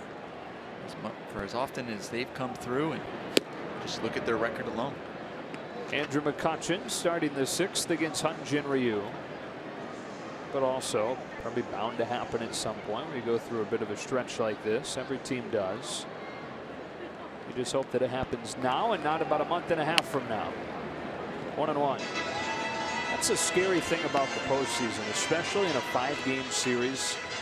So in the National League Division Series, you go a couple nights in a row, which during the regular season is forgiven because of the body of work, but you go a couple of nights in a row like this, stranding all these runners, and magical run can be over really quickly. 2-1.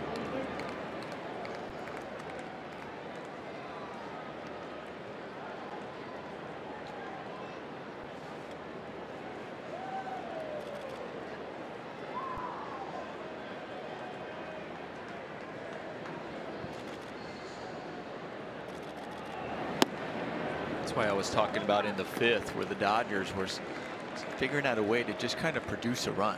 It doesn't have to be that big inning. Just when you're in this kind of a rut that we're seeing so far, even in this year with the bases loaded, it just kind of gets you back on track. And you're like, okay, now it's just a matter of doing little things. Full count. And even in that last inning, they had a guy at third base, bases loaded with less than 2 outs. And you're going, okay, little thing, get that sacrifice fly. Weren't able to hit one deep enough to get that sacrifice fly. There's other opportunities where you're talking about, can they move guys over?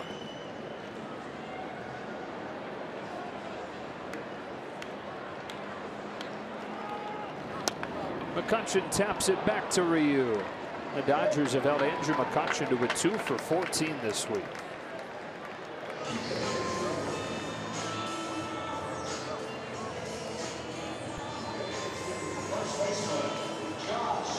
Another good outing so far for Hyun-jin Ryu.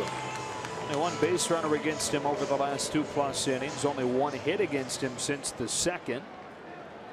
And only 3 total today. And how about the pitch count, the efficiency over the last 3 innings after he struggled in that regard early. Strike 1 on Josh Bell. And I look at that big inning in the 2nd inning where he had the high pitch count. I mean, that ended up after he had the first 2 guys get out on soft line drives.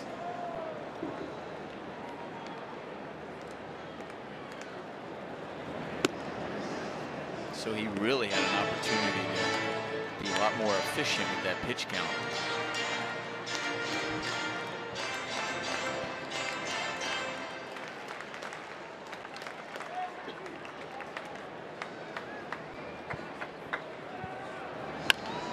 Bell smokes 1 to short. Kike Hernandez has been sure-handed there today. 2 out. Fight of the year, Floyd Mayweather and Conor McGregor is Saturday night in Las Vegas. You can order this pay-per-view event now with your remote control or go to spectrum.com/PPV boxing.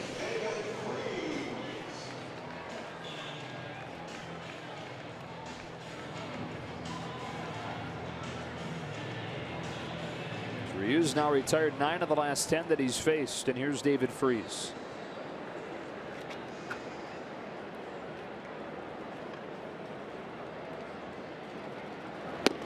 Strike 1.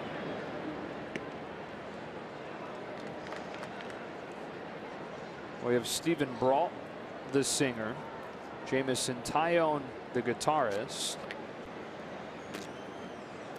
David Freese is a piano player. His dream job growing up was not to be a baseball player, but to be a rock star. who's always been really into music. Plays the piano well, likes to sing. Apparently his wife says he's not a very good singer.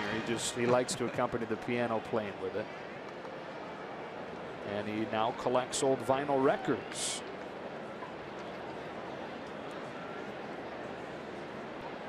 Ryu delivers an 0-2. A chopper to third that hits the bag and will give him a base hit.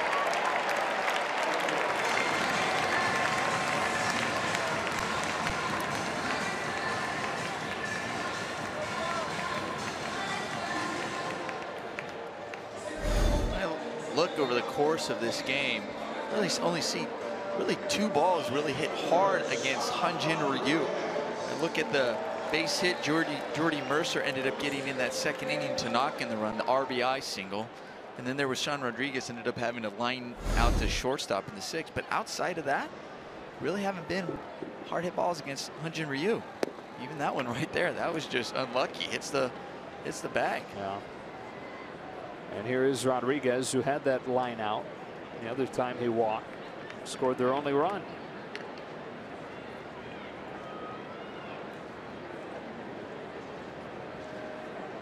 Two-one game in the sixth, and 0-1 pitch is up, ball one. Dodgers trying to get their 24th win out of their last 29 games. It'd make them 55-11 since early June. And it sent the Pirates to a 9th loss in their last 12, dropping them out of contention more or less in the division. Nice pitch, 1-2. Good movement on that today. He has had some good break on that breaking ball, the curveball.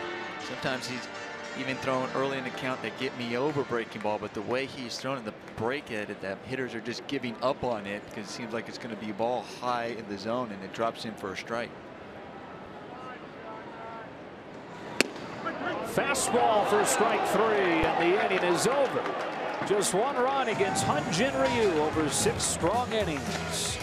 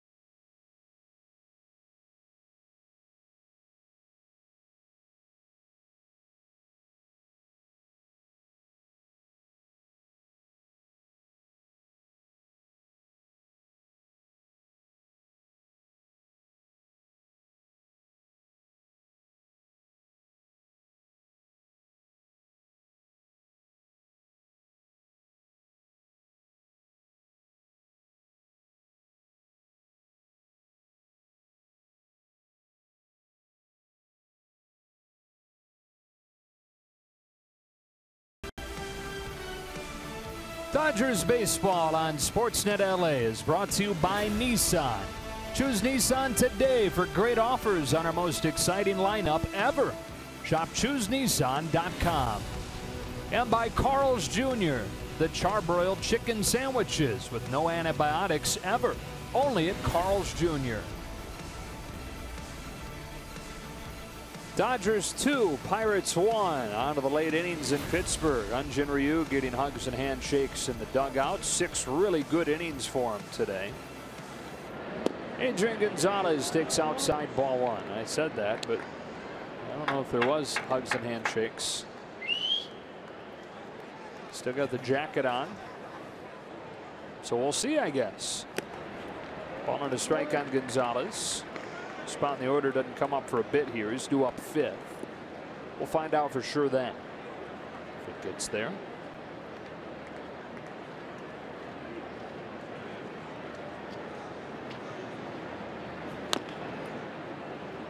One and two. He's thrown 93 pitches.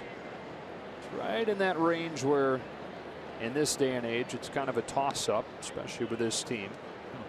Well, the most he's thrown this year is 108, and he did that 2 starts ago against San Diego. Is what it is now. I get it that 100 is the number, but it's such an arbitrary number, you know, to make 100 be the number, that square number. Josh Fields getting loose, but that being the exact spot where you see so many guys taken out. Josh Bell spears it backhand, feeds Brault, 1 out.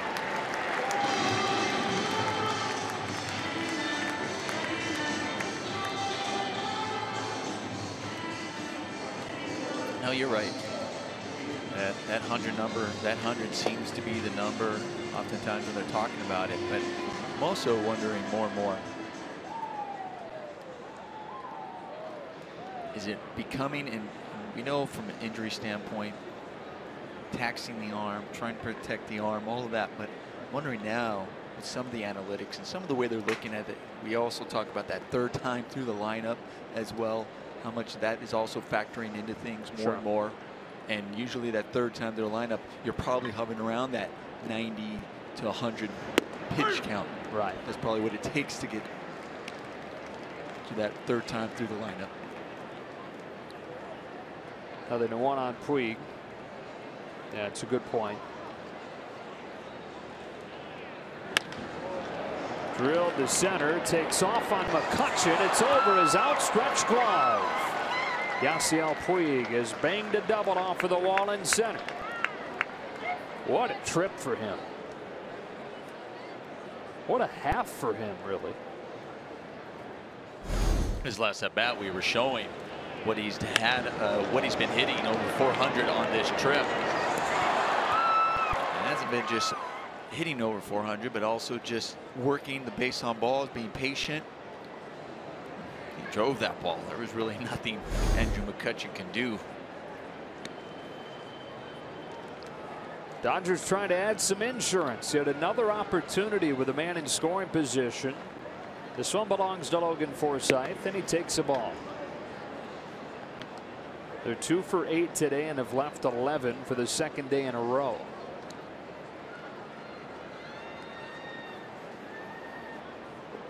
.42 total in the series. Somehow they're a few innings away from taking 3 of 4. Fly ball to right. Playable for Frazier. 2 gone. Puig headed for 3rd.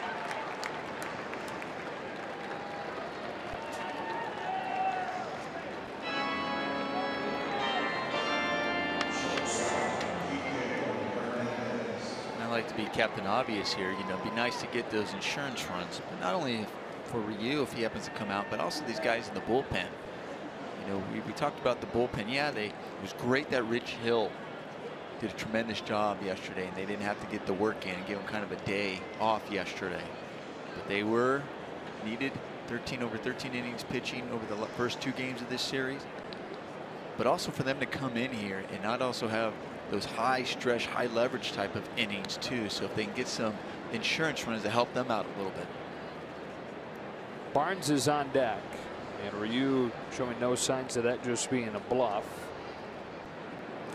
Hernandez a healthy cut and a miss, 0-1, and it doesn't look like Josh Fields is holding anything back in his warm-up. So pretty clearly Hyun-jin Ryu will finish through 6. Josh Fields will begin the bullpen's night. Hernandez having a good birthday so far, walking a single and some good defense at short. Behind Brault, nothing in 2. Brault with a chance, even with all the traffic against him, to pitch 3 scoreless relief innings, keeping the Pirates in the game.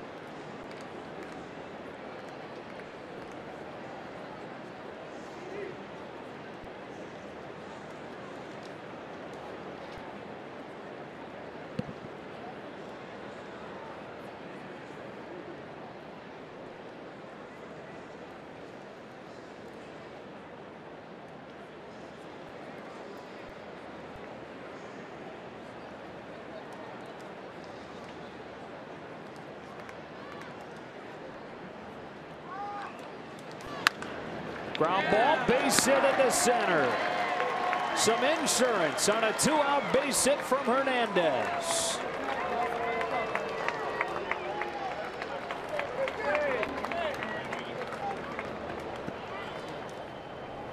Well, that was a really big birthday RBI right there by Kike Hernandez. As we look at Carl's cam, brought to you by Carl's Jr. He gets a ball up in the zone, able to get the barrel to it and take it right back up the middle. I always say those 2-out RBIs, motivating for the team that gets them, somewhat deflating to the team that gives it up. Especially in a tight game like this where Braun had been so good holding the Dodgers off of the board. Strike one on Austin Barnes. Pinch hitting for Ryu. One run feels so huge in a game like this.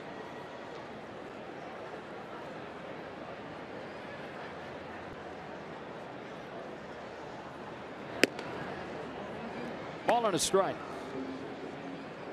So another good one for Ryu. It's now 5 starts in a row where he's been magnificent. 4 runs total over his last 5 starts.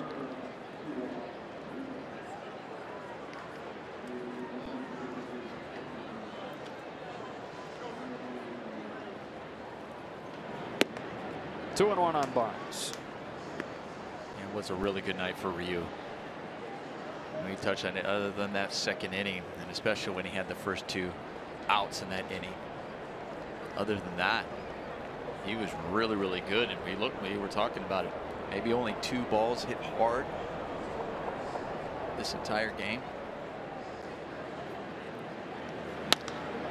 Bouncing ball that'll sneak through for another base hit. Hernandez holds on. Pinch hit single for Barnes.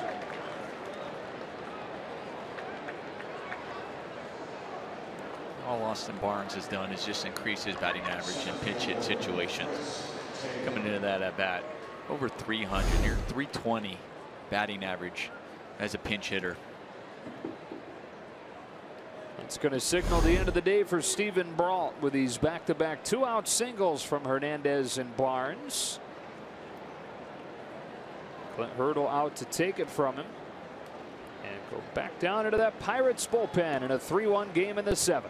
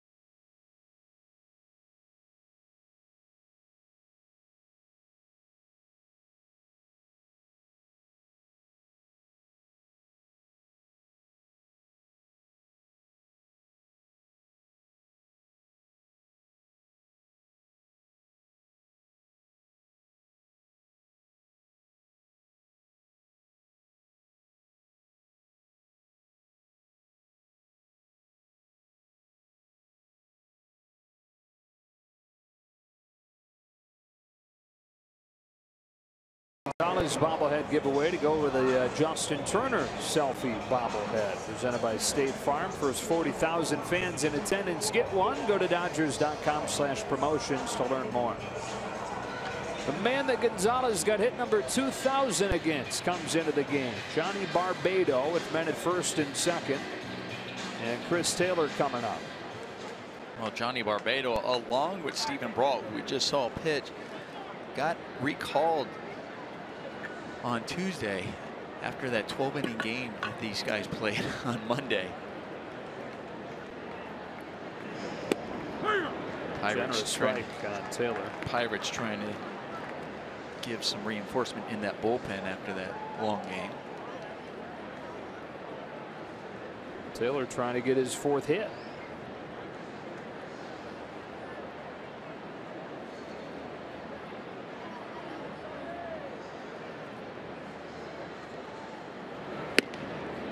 I thought you were going to say that Barbado, like Brault, is on the street gypsies.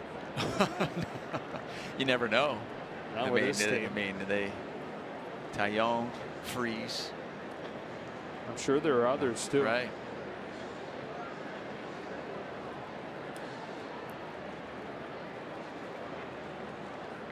Here comes a 1-1. 2-1 on Taylor.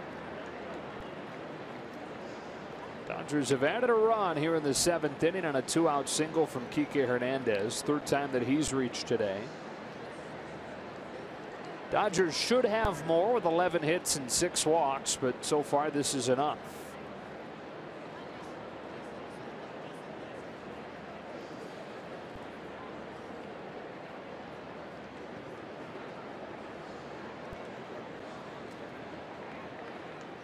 Two on, 2 out. 2-1. Ball 3.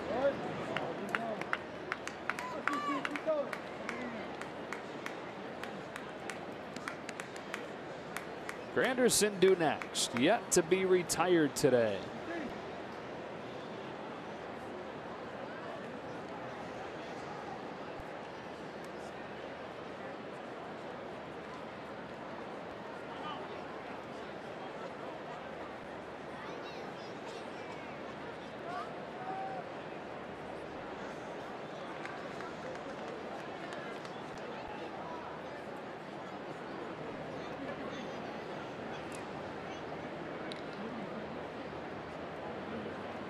Sit dead red on a 3-1. A pop fly foul, 3-2.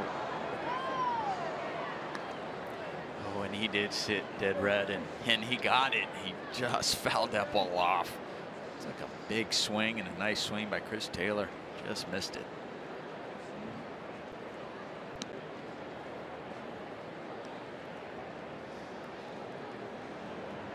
From second, Hernandez, and from first, Barnes will be off and moving with this 3-2. In a 3-1 game in the 7th, final game of the road trip. Dodgers trying to go 5-2. Little pop fly in front of the dugout. Diaz out of room. A new life for Chris Taylor.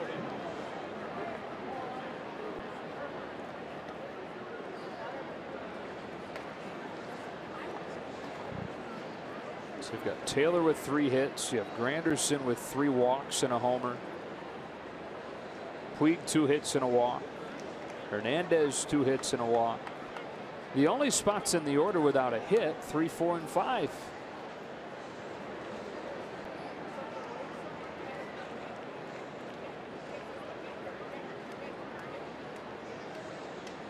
Another payoff.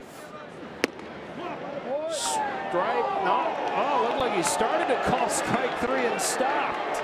It was up for ball 4 and the bases are loaded.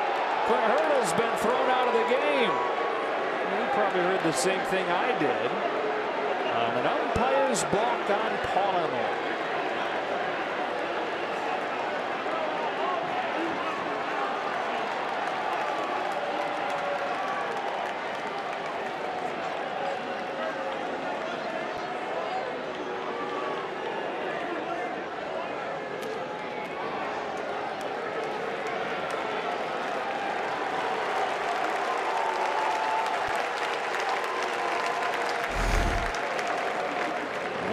Look at PitchCast to see where the ball is. That's the top of the zone, and you're right. And look, he was ready to call it. You're exactly right. Joe, you saw that. That's what Clint Hurdle saw as well. And I'll tell you, I know Paul Emmel throws him out, and they were. But he also, did you notice he kind of let him come over and talk to him a little bit and get his, you know, get it out, because Paul Emmel knew that. He goes, I was starting. I get it. Granderson, bases loaded, takes the ball. And I'm pretty sure that I heard something from him too. Now granted, there are many people sitting around our microphones, but I'm pretty sure that there was half a punch out and half of a strike 3 verbal. The 1-0. Granderson ropes one foul. Broke his bat, gonna go get a new one. Oh, by the way, don't look now though, Joe. The Dodgers have the bases loaded. But one thing about they've already scored a run. Yeah, in this case. In this inning, yeah. All right, see if you can hear what I heard. Maybe I'm crazy, but listen.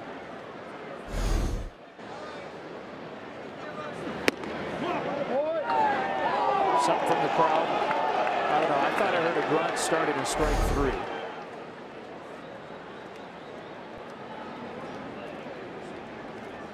Granderson has a new piece of lumber ready for this 1-1. On the corner, strike 2.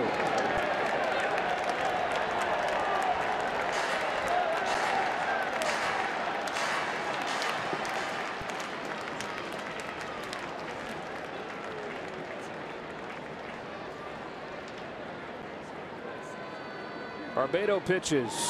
Granderson strikes out swinging. They do get a run in the inning, but Ducks left all over the pond this week in Pittsburgh.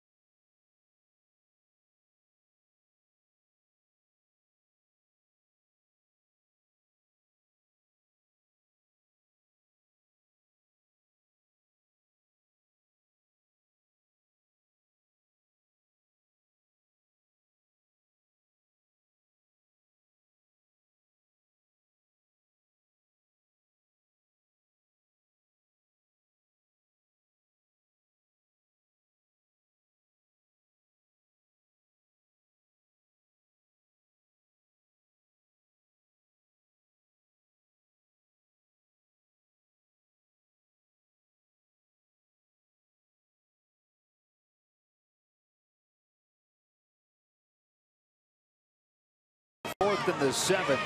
Hyun-jin Ryu's day is finished. Josh Field's day just beginning, trying to hold on to a 3-1 lead.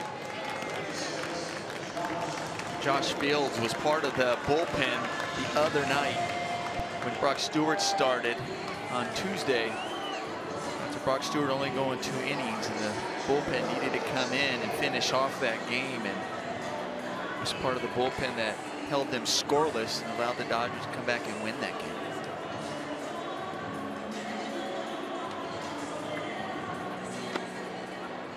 Bottom of the order for the Pirates. Diaz, Mercer in the pitcher's spot.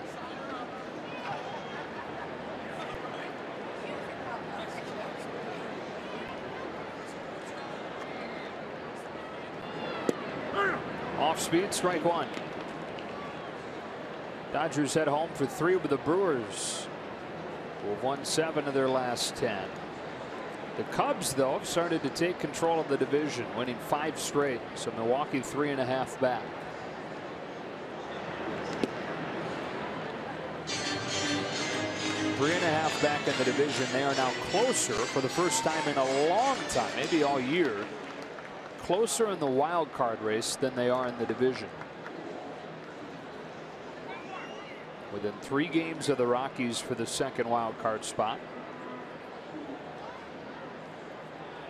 3.5 back of the Cubs. 2-1 on Diaz.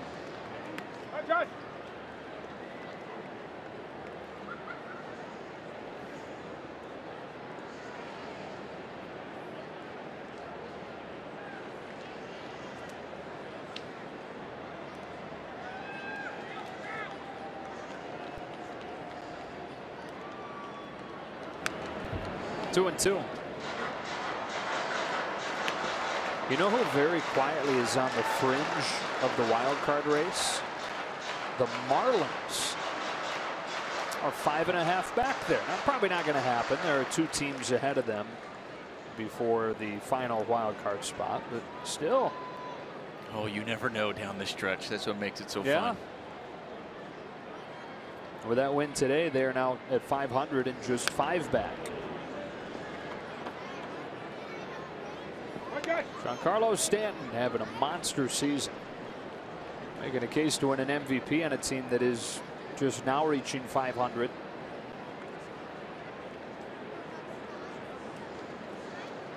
As Arizona won today already, so it remains 5.5.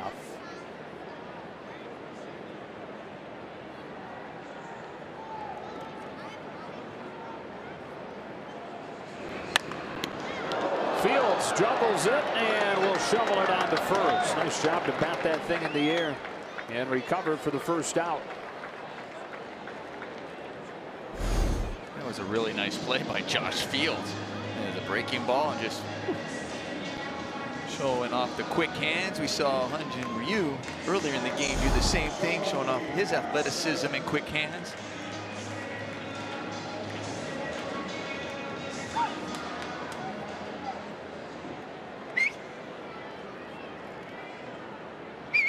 One out for Mercer.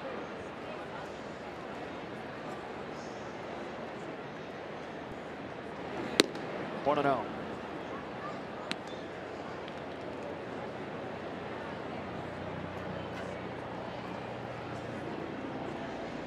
You know, up until the loss yesterday, the Dodgers had a better road record than any other team in baseball's home record. Dodgers lost yesterday. Boston won, so they now have a better record at Fenway than the Dodgers have away from Dodger Stadium, but it's just barely. The goal for every team is to win series at home and play .500 ball on the road. The Dodgers this year are 38 and 22 on the road.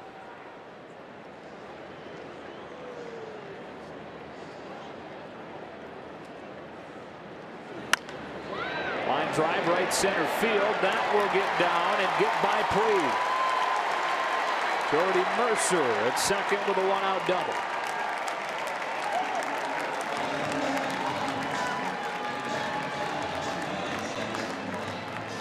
Jordy Mercer provided one of the 2 hard hits against Hyun-jin Ryu in this game, and adds another hard hit against Josh Fields. That's a good job.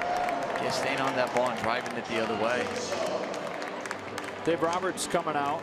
Tony Watson has been warming in the Dodger bullpen, and after John Jaso is introduced, Tony Watson will be as well.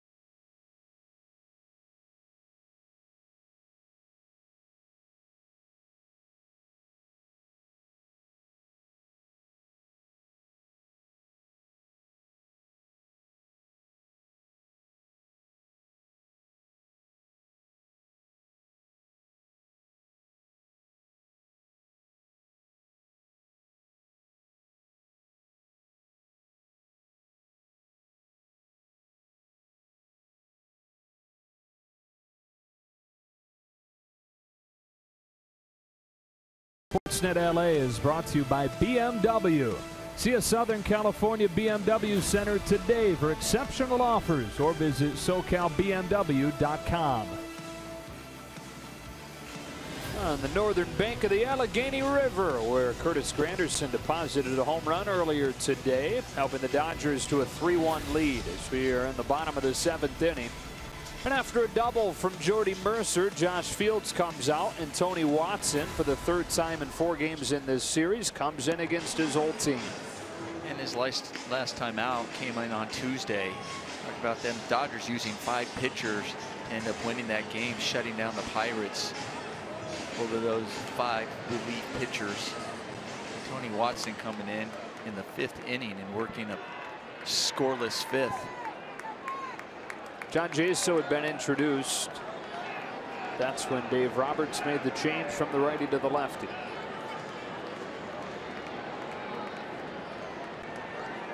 Tying run up there. 1 out, 7th inning series finale. Watson comes home, and Jaso takes ball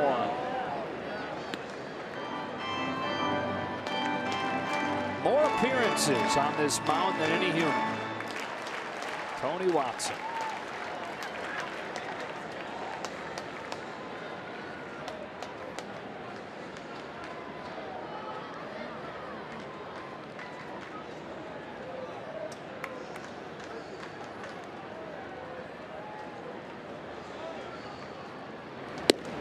Strike 1. The move happened on an off day, so he didn't even really get to say bye to anybody. It's nice for him to be able to come back here and kind of get some closure on it. See his friends that he spent so many years with in this organization. Falls behind Jaso, 2-1. 9th round pick of the Pirates a decade ago. And debuted in 2011. Struck out the first 2 batters that he faced, Chris Young and Juan Miranda, against Arizona. 6.5 years with the Pirates before getting dealt on the off day. A little bit in, 3-1. That was just a little bit in. That was a really close pitch. You talked about it. It's been consistent, but it's definitely been a very tight zone by Paul Emmel.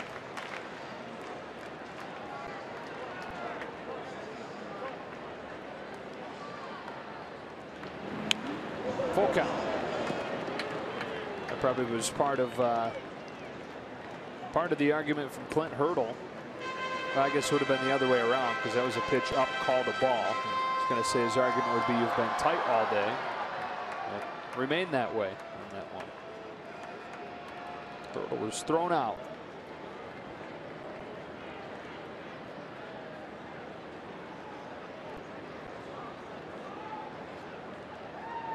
Watson's payoff. Ground ball gently along first. Adrian Gonzalez to the bag for out number 2.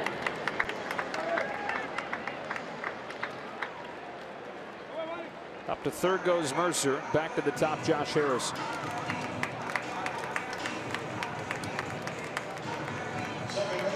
You were talking about Tony Watson not able to say goodbye to you when he came in and pitched in the first game of this series.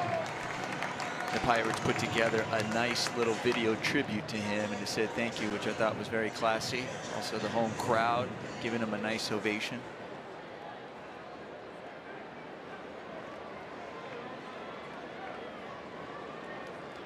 So Harrison, who's hit those 4 home runs over the last 7 games, looks at a ball.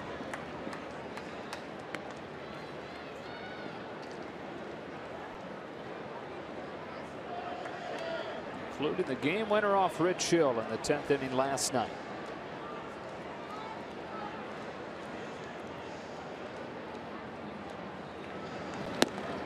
Two and 0.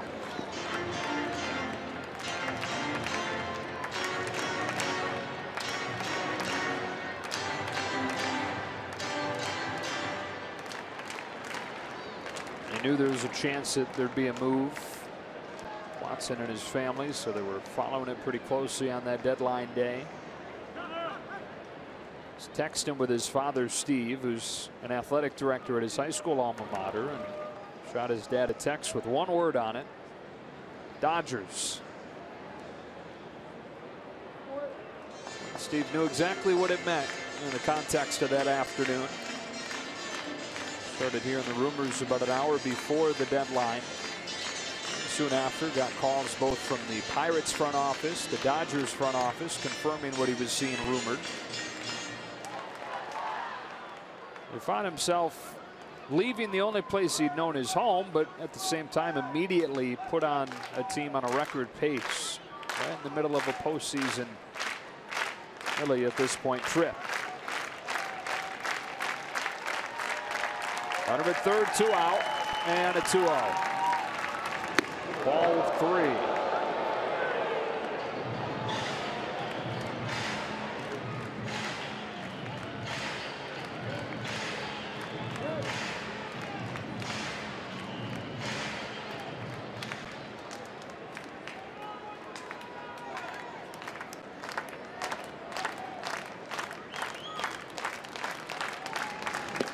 Four-pitch walk.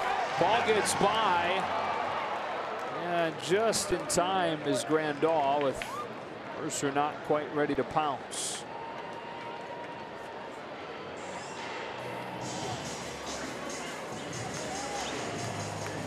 So the Pirates get the tying run aboard and bring up Adam Frazier.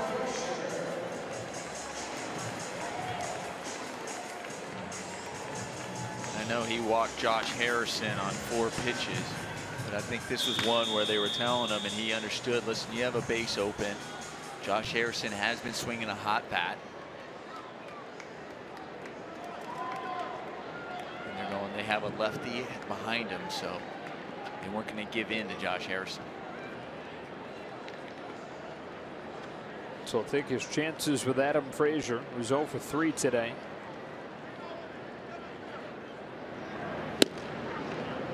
Ball 1. Talking about Josh Harrison and the home runs that he's had over the last 7 games or so. And he also has 5 RBIs so far in this series.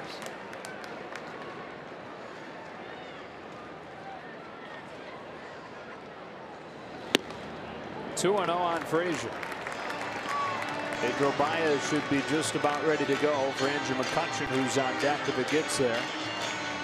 Watson trying to ensure that it doesn't. But McCutchen leads off the 8th.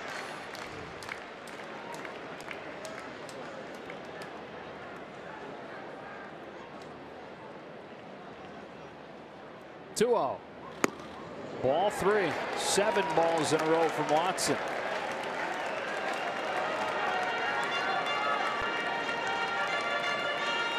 Well, I know for Josh Harrison, I was saying you're not giving in to him because of the way he's been swinging the bat. But here's the time where this is why the Dodgers went out and got Tony Watson. There's the strike. Yeah. To be able to come in and face those lefties in the late innings.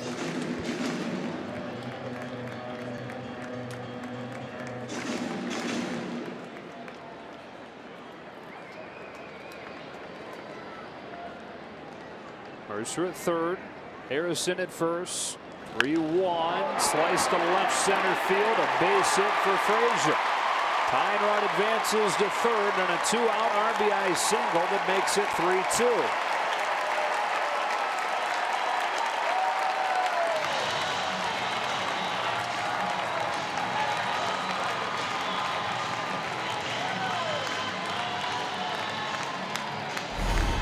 Well, you get behind in the count, you get it behind 3-0, then you have 3-1.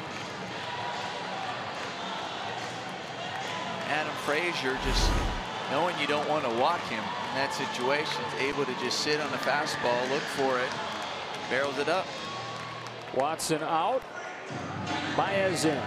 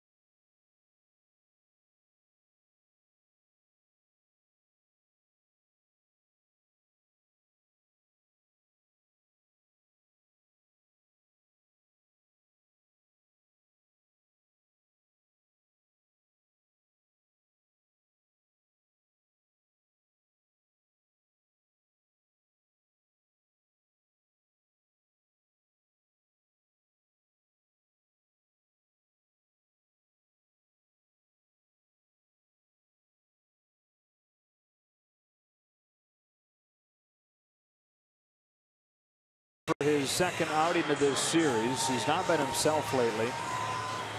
Walked 3 his last time, gave up 1 run. And in the month of August, an ERA around 5. And it feels a bit like deja vu, because the last time his outing, when he walked those 3 in the first game of this series, they also got to Tony Watson, who pitched right before him in that inning. Actually, Tony Watson hit the first batter he faced, then strikes out the next, and that's when Pedro came in. Then on the bases, ended up walking those 3. The Pirates got back into the game, like they're trying to do here with Harrison at third and Frazier at first, having knocked in the second run. 3-2 game in the 7th, and Andrew McCutchen bats with 2 out.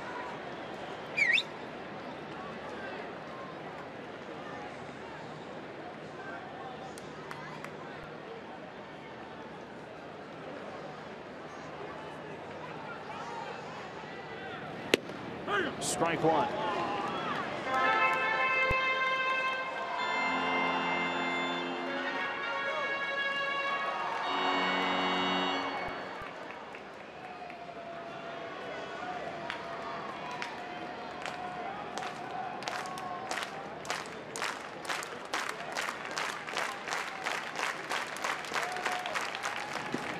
One and one.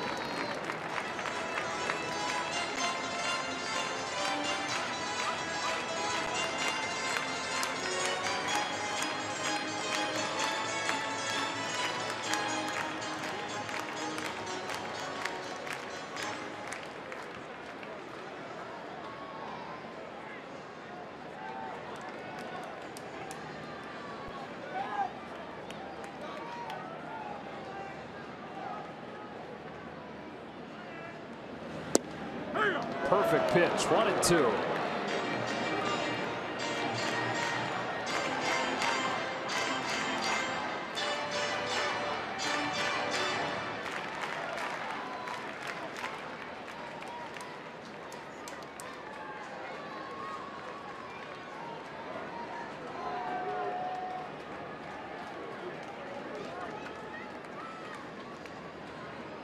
One-run game in the 7th. Pirates at the corners with 2 out.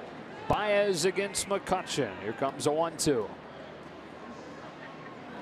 He struck him out. Sticking with the fastball to keep the Dodgers in front by a run as we move along to the 8th in Pittsburgh.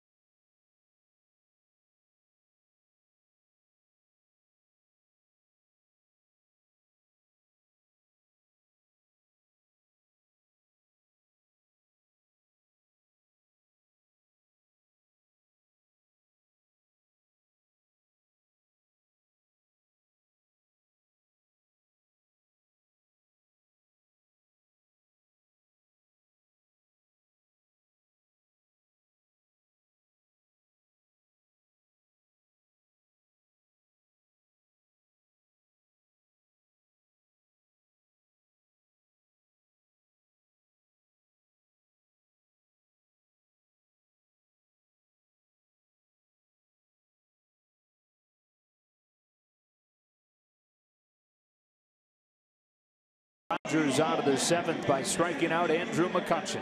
And you said the last time, he hasn't looked himself. On his last outing, he threw 13 fastballs as his first pitches. His first 13 pitches were fastballs. We said he needed to mix up. Well, there's 2 breaking balls there. A slider, another slider. Well, it sets up the fastball, throws a perfect fastball down in the zone, and then a fastball in the outer half to get him swinging. Really nice sequence against Andrew McCutchen. So it stays at 3-2. And Angel Sanchez comes into the game, a former Dodger farmhand, for his major league debut.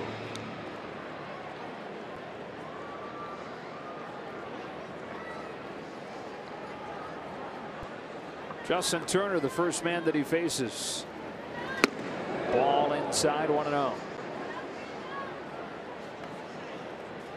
It's getting kind of dark again in the area. Not necessarily the darkness because it's 7 o'clock at night. This part of the country it stays light until almost 9 this time of year. There's a little more weather in the area. Hurry. 2-0.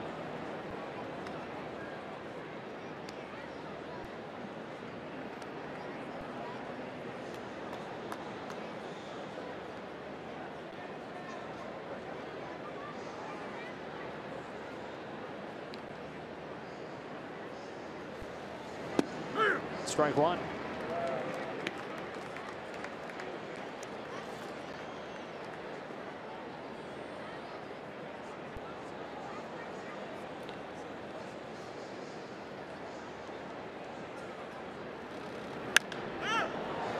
Fly ball, right side of the infield.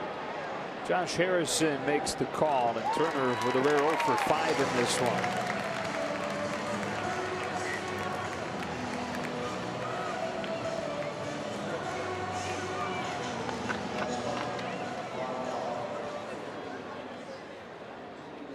Well, it remains that the only parts of the order that don't have a hit for the Dodgers are 3, 4, and 5.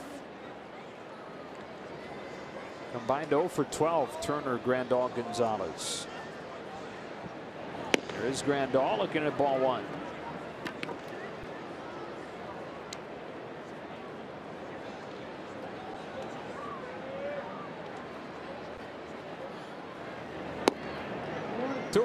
Grandal's last hit was a home run.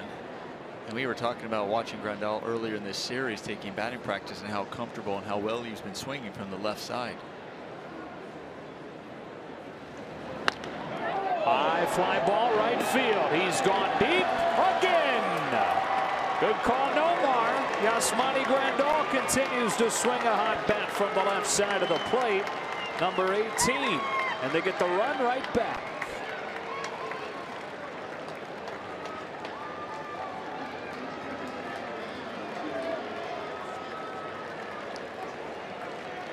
Oh, we were talking about insurance runs. The Dodgers did that, especially with the bullpen coming in. We were talking about just to help them out a little so they didn't have to be so perfect.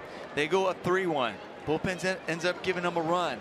Now you're thinking still a lot of game left here, going toward the end of it. At the same time, you want to help out the bullpen, and Adrian does the same thing. That thing is way gone. Back-to-back on back-to-back pitches. Grandal and Gonzalez.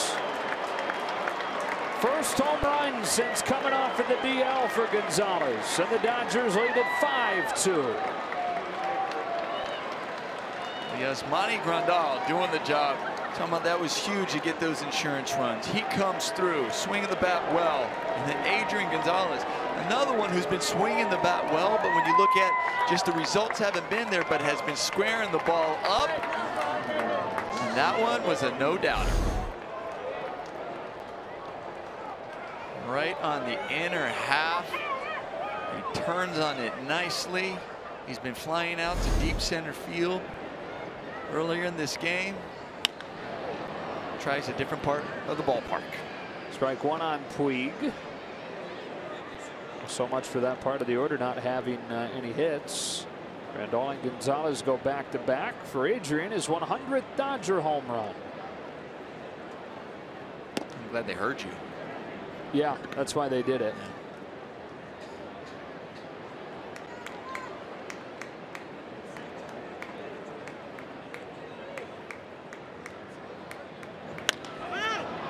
Puig pops it into right center. Frazier's got it, 2 out. So the 100th Dodger home run for Adrian Gonzalez. The first home run that he hit in a Dodger uniform was on his very first day with the team. Went straight from the airport to the ballpark. And in his first at bat, broke a 1-1 tie with a 3-run homer into the right field pavilion. Welcome to LA, big guy.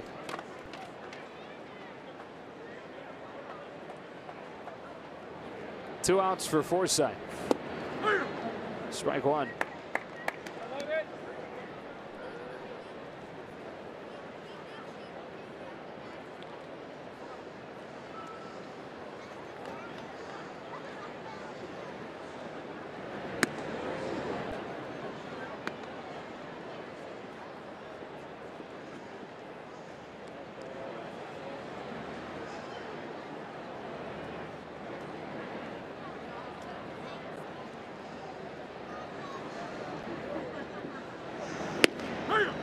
One and two. Well,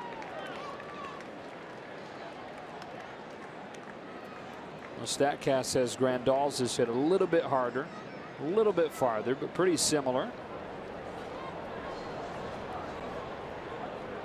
Adrian's a little bit higher. Adrian's checking right now to make going. I don't know. They're wrong. That's why he was on the phone. I hit it harder. He's calling StatCast headquarters. Well, that's what he's doing right there. Good for him. It's good to see. Finally feels like himself again.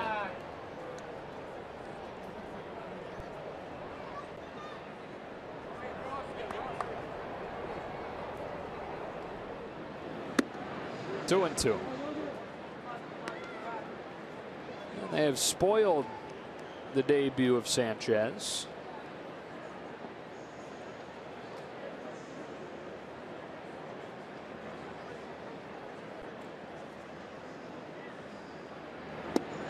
Two years ago was on the verge of getting the September call-up when his UCL gave out and he had to have Tommy John surgery.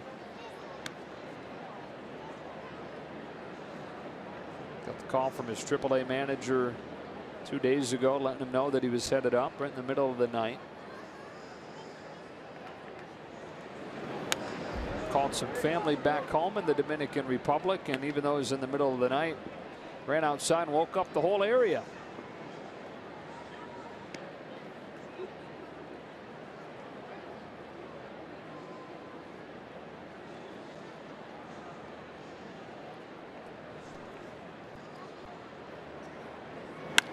Forsythe drives the liner to center. McCutchen started back, now comes on and drops the ball. Forsythe didn't realize it until now, and he's in safely.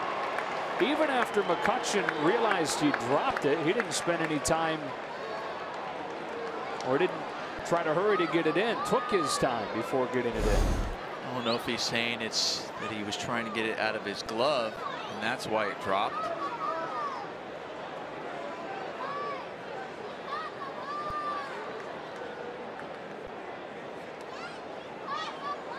It's weird. I mean, if you actually look at it that angle, he does catch it and then open his glove, and his hand's there, and it pops out. And that's what they're checking right now. Because he definitely has it, catches it, but you just can't assume it's, even if you catch it and have it end up dropping, until you're actually making an attempt, it's still, you know, you can't just, and if it falls out, it's not a catch.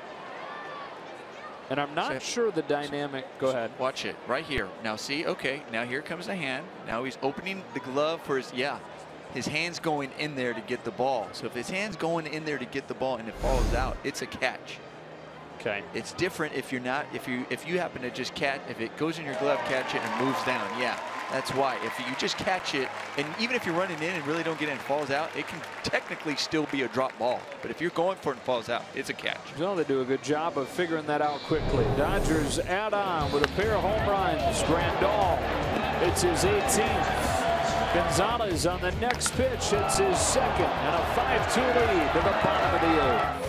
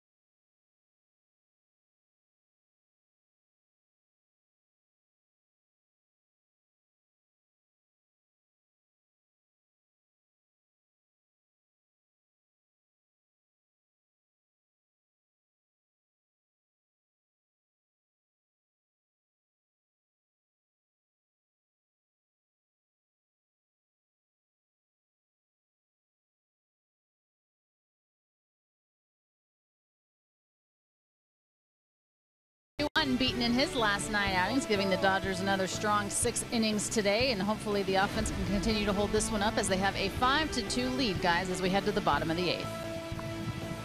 Okay, Alana, wrapping up this road trip. Started in Detroit and has continued on here to Pittsburgh for these 4 games of the Pirates. Grandal and Gonzalez back-to-back home runs to pad the lead in the 8th. And Baez, who struck out McCutchen to get out of a jam in the 7th, faces Josh Bell.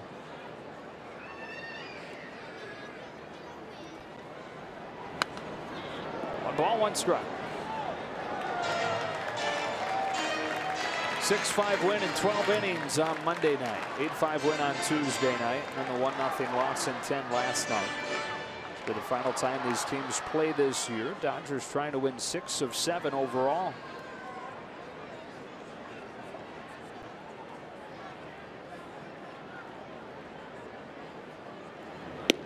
Two and one.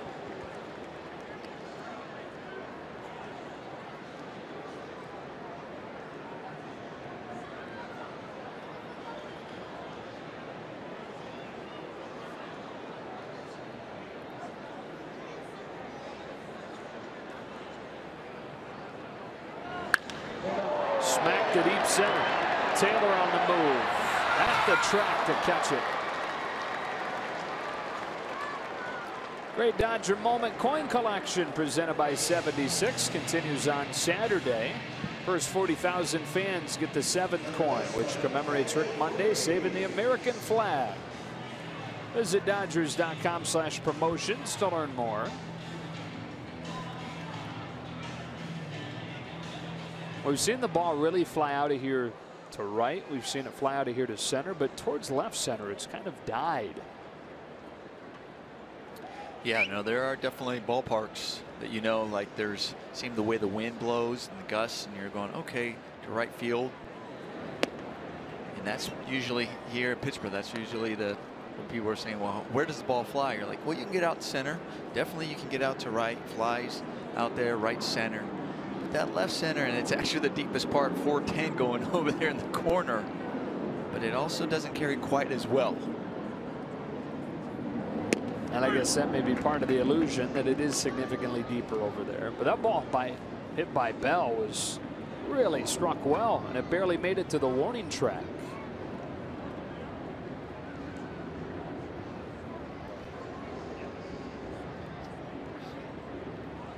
The 1-1 to David Freese. 1-2. And as we say that, and then we talk about the home run that Harrison ended up hitting down the left field line that gets out. Had a 3% homer probability. Right where that was. Yep. How everything, how it was hit and everything, and it just sneaks out over. And yeah, like I said, left field different than left center. Left center, it definitely will not carry as much.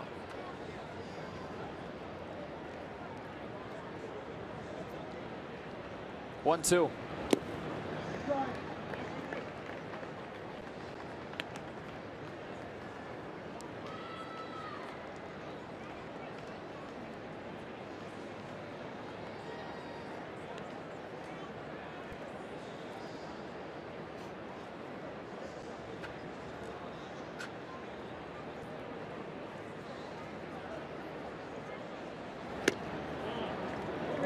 Full count. Boy, it's getting like borderline grab your jacket temperature. No, it's definitely, the temperature is definitely dropping down, and telling us that the radar also doesn't look too good. Don't tell me that. Yeah, well, it's floating around. It's a 1-out walk.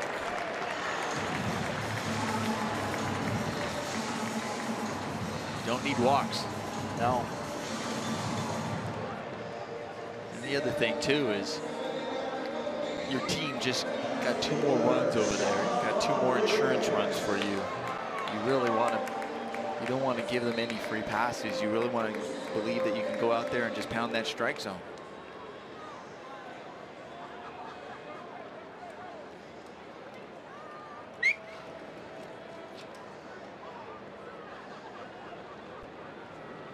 Rodriguez. Strike one.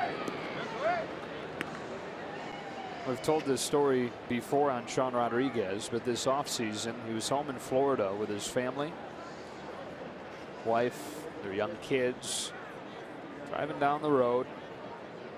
A stolen police car T-boned his vehicle and put them all in the hospital. Serious injuries to his wife. She's fine now, but that one clips him. And he will reach, putting the tying run to the plate. Everybody's fine now, but Sean Rodriguez had to have bad shoulder surgery. Labrum and rotator cuff were messed up. The initial idea was that he would miss the entire season, but he got back way faster than anybody thought, coming back in July with the Braves. And after a few weeks in Atlanta, dealt back to the Pirates, where he spent the last 2 seasons.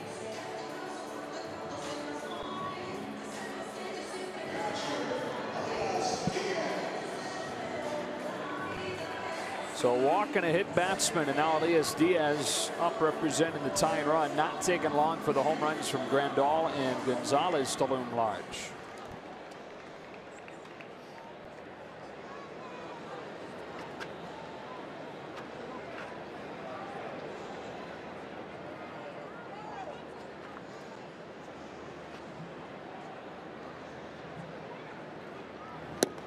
Strike one. Just one home run for Diaz in his career. 1 game 2 years ago, 1 game last year. And finally a more consistent major league role for him this year.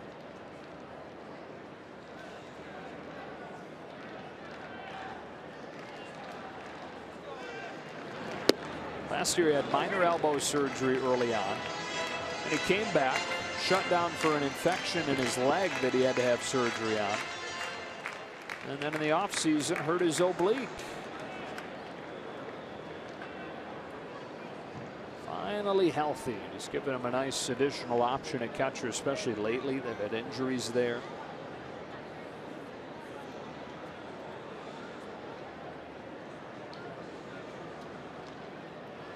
If we go back to the first game of this series, when it goes into extra innings, him being able to block the ball behind home plate, he actually lengthened the game, because there were a few times the Dodgers could have taken the lead from the man on third base from wild pitches.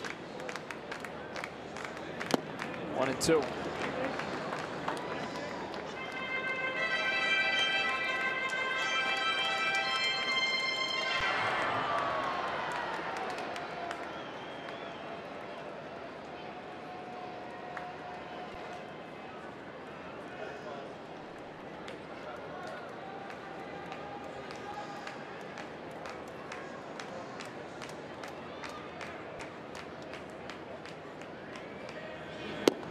Baez struck him out with a fastball. Didn't put it where he wanted it, but it was in the zone, and he'll take it. 2 out.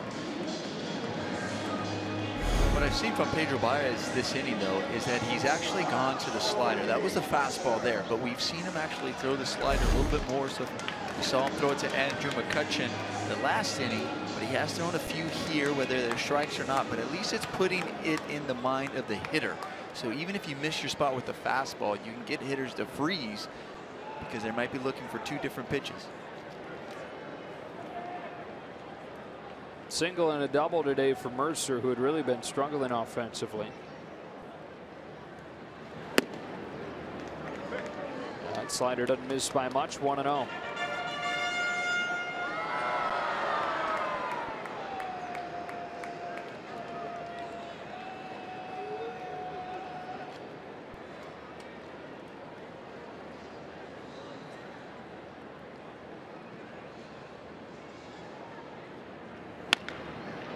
Rolled to third. Turner will step on the bag and finish the Pirates in the 8th. They put 2 on against Baez, but nothing to show for it.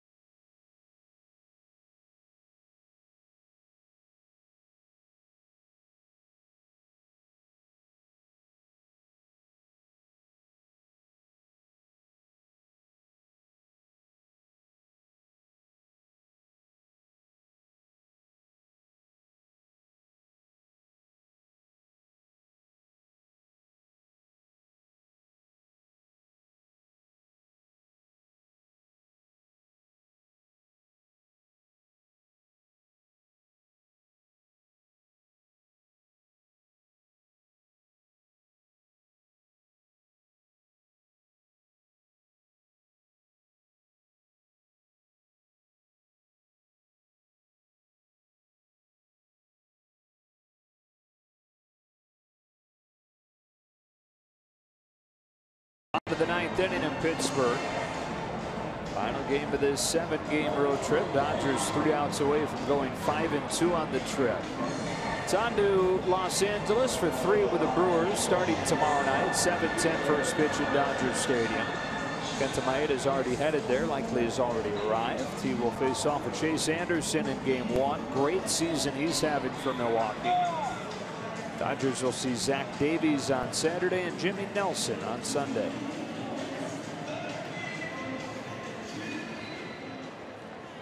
One last happy birthday wish for Kike Hernandez. 2 hits and a walk today, bringing home a run with his 7th inning single.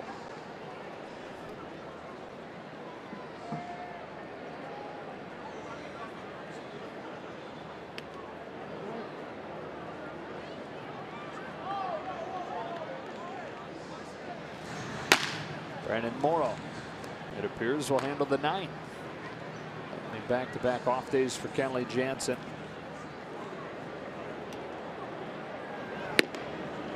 Two and up. That will definitely mean back-to-back off days for Kenley Jansen.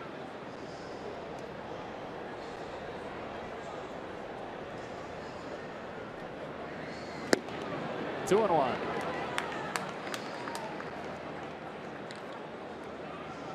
Yesterday, when Justin Turner was not in the lineup, both Turner and Jansen were hanging around the cage, and Jansen asked Dave Roberts, "Hey, who's more likely to pinch hit today, me or JT?" And Dave said, "You have a higher batting average," and it's true. Can't argue that. Tell you what, right now, look, Kike Hernandez, after that swing and miss, he looked like something felt a little bit uncomfortable. High fly ball to left. Looked a little bit better there. The pitch before, he was kind of stepping out of the box. I don't know if he was moving his left arm a little bit, but I think he's okay.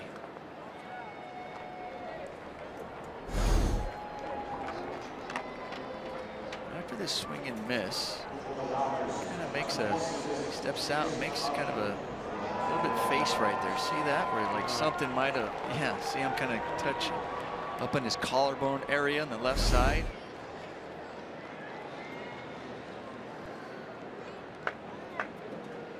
Chase Utley pinch hitting. 1 ball, no strikes.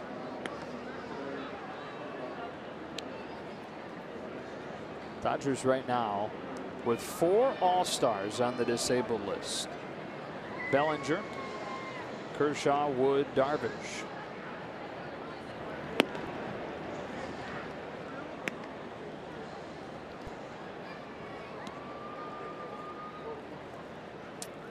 I'm just thinking how many teams would be where the Dodgers are right now, or be able to go out there and still perform as good as they are doing with 4 All-Stars. Utley grounds one by first into the corner. Ricochets in front of Jaso. Utley with a pinch hit double.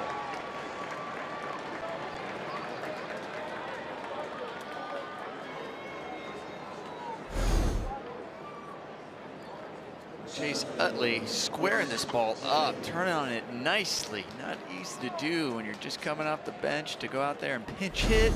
Watching this game, we know Chase Utley is always ready.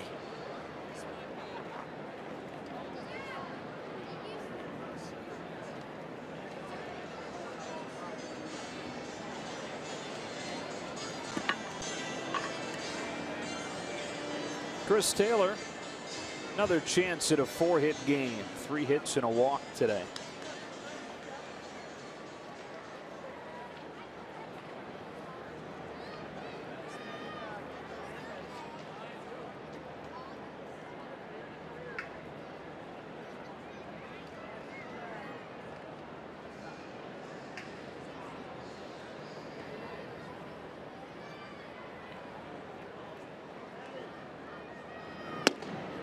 Ball 1.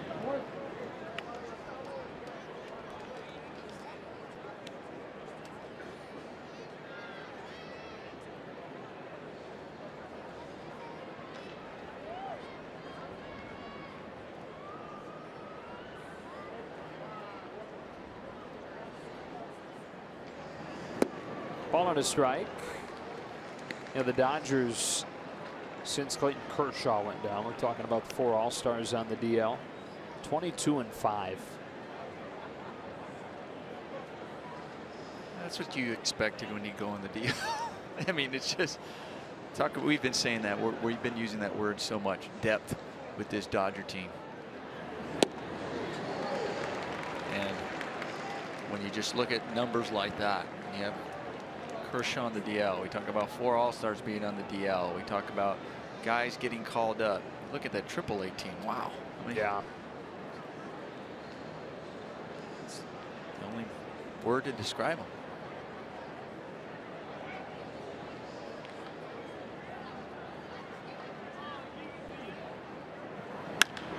A hanger is lifted to deep center field. McCutchen cruises over to make the grab. Utley to third, 2 out.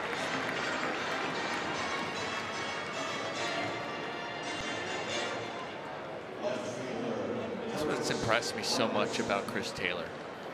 I mean, yeah, that breaking ball, you have a guy who's throwing about 96 on the hill, so you're gearing up for that fastball. Young kid getting called up, thinking, okay, he's going to bring that to you. But also, when he throws that breaking ball, you saw that he stepped, but his body was still balanced and back. He still had enough that from a timing standpoint and a balance standpoint to stay back on that breaking ball and still drive it deep to right center.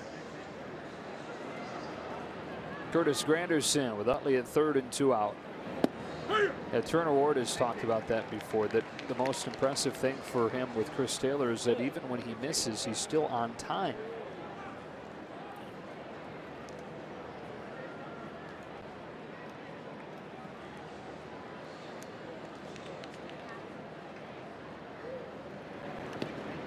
Good stop by Diaz.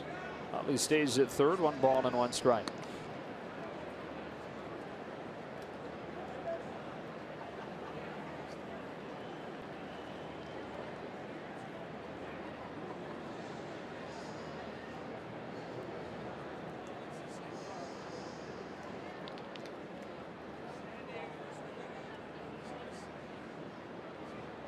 Sanchez 1-1. Almost hit him. Ball 2. Looking ahead to the bottom of the 9th inning for Brandon Morrow. It'll be the pitcher's spot. Actually, John Jaso now in that spot. So Jaso, Harrison, and then the pitcher's spot. Edward Paredes, in the case the Dodgers add one here, make it a non-save situation. A 2-1. 2-2.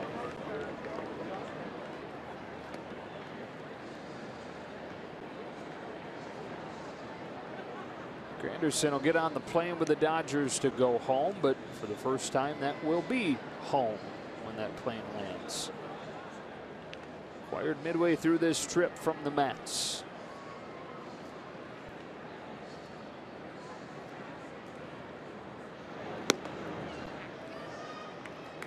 Kind of hard to believe, right? That you'd assume that he'd already played at Dodger Stadium, but you're right, he hasn't. I mean, it's been just such a short time, but he has made an impact already, and his presence felt. 3 home runs in his first 6 games, including the tie-breaking homer today. It was 1-1 back in the 4th. Lifts this one to straightaway center. McCutchen drifting to the warning track. He's got it. Inning over. What do you say we go to the bottom of the 9th? Dodgers trying to make it the last half inning of this road trip.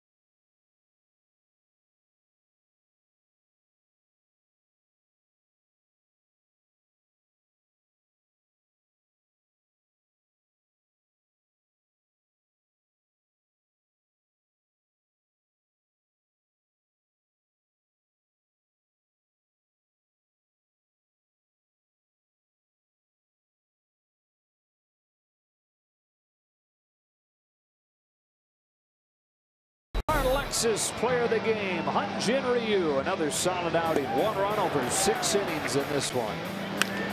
Does it feel like a while ago? For that, I mean, this game had a really good pace because of the way Hyun-jin Ryu was so efficient, throwing strikes, and not only that, helping himself out, showing off the athleticism, getting the knock, going the other way. He had good command of his curveball, good command of his fastball today. Only 2 balls put in play off Hyun-jin Ryu were squared up. And Brandon Morrow on for the bottom of the 9th inning. This is a save situation.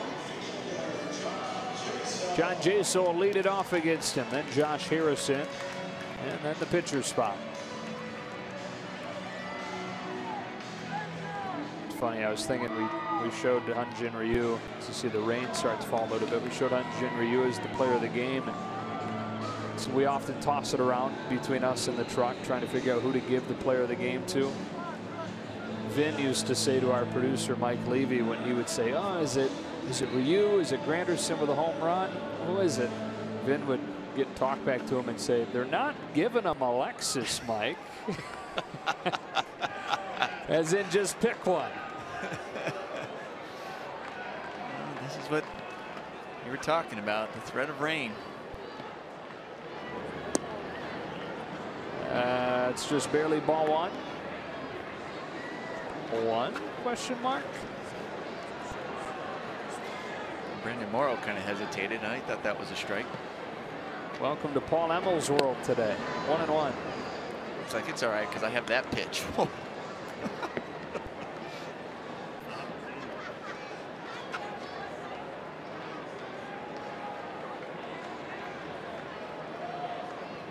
Light rain falling in Pittsburgh. Ground ball to first. Gonzalez has it. 1 out. The dreary skies will be a nice contrast to what will greet the Dodgers back in Los Angeles this weekend. 14 games in a 17-game stretch played on the road. This 7-game road trip, an odd 3-game homestand, then back to the road for 7 more, 3 in Arizona, 4 in San Diego. Yeah, that 3-game is really just to go pack, unpack. Repack. Yeah, unpack, clean the clothes, and repack.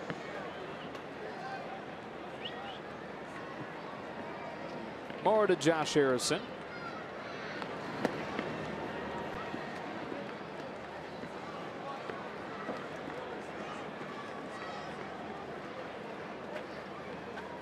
Kudos for sticking it out. Smack to center. Chris Taylor. No big deal. 2 out.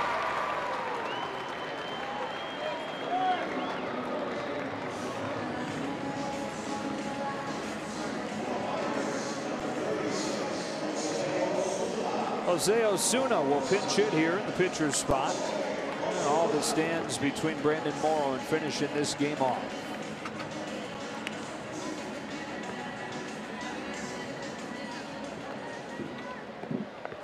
Job of the Dodgers to bounce back emotionally today. Seemed like the other 24 guys on the roster were more emotionally caught up in what happened last night than Rich Hill was, on the weight of the responsibility of not being able to get him a run.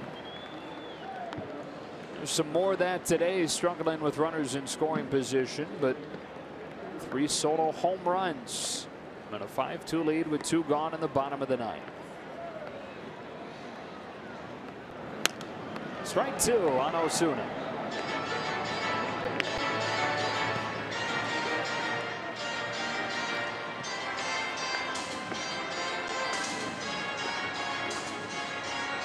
Morrow, knowing that rain's picking up, trying to work a quick 9th inning.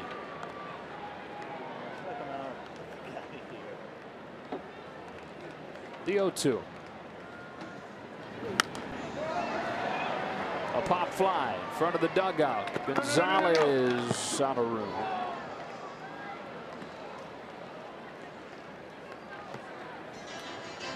Soon to try to keep it alive. McCutcheon with that next, then Josh Bell.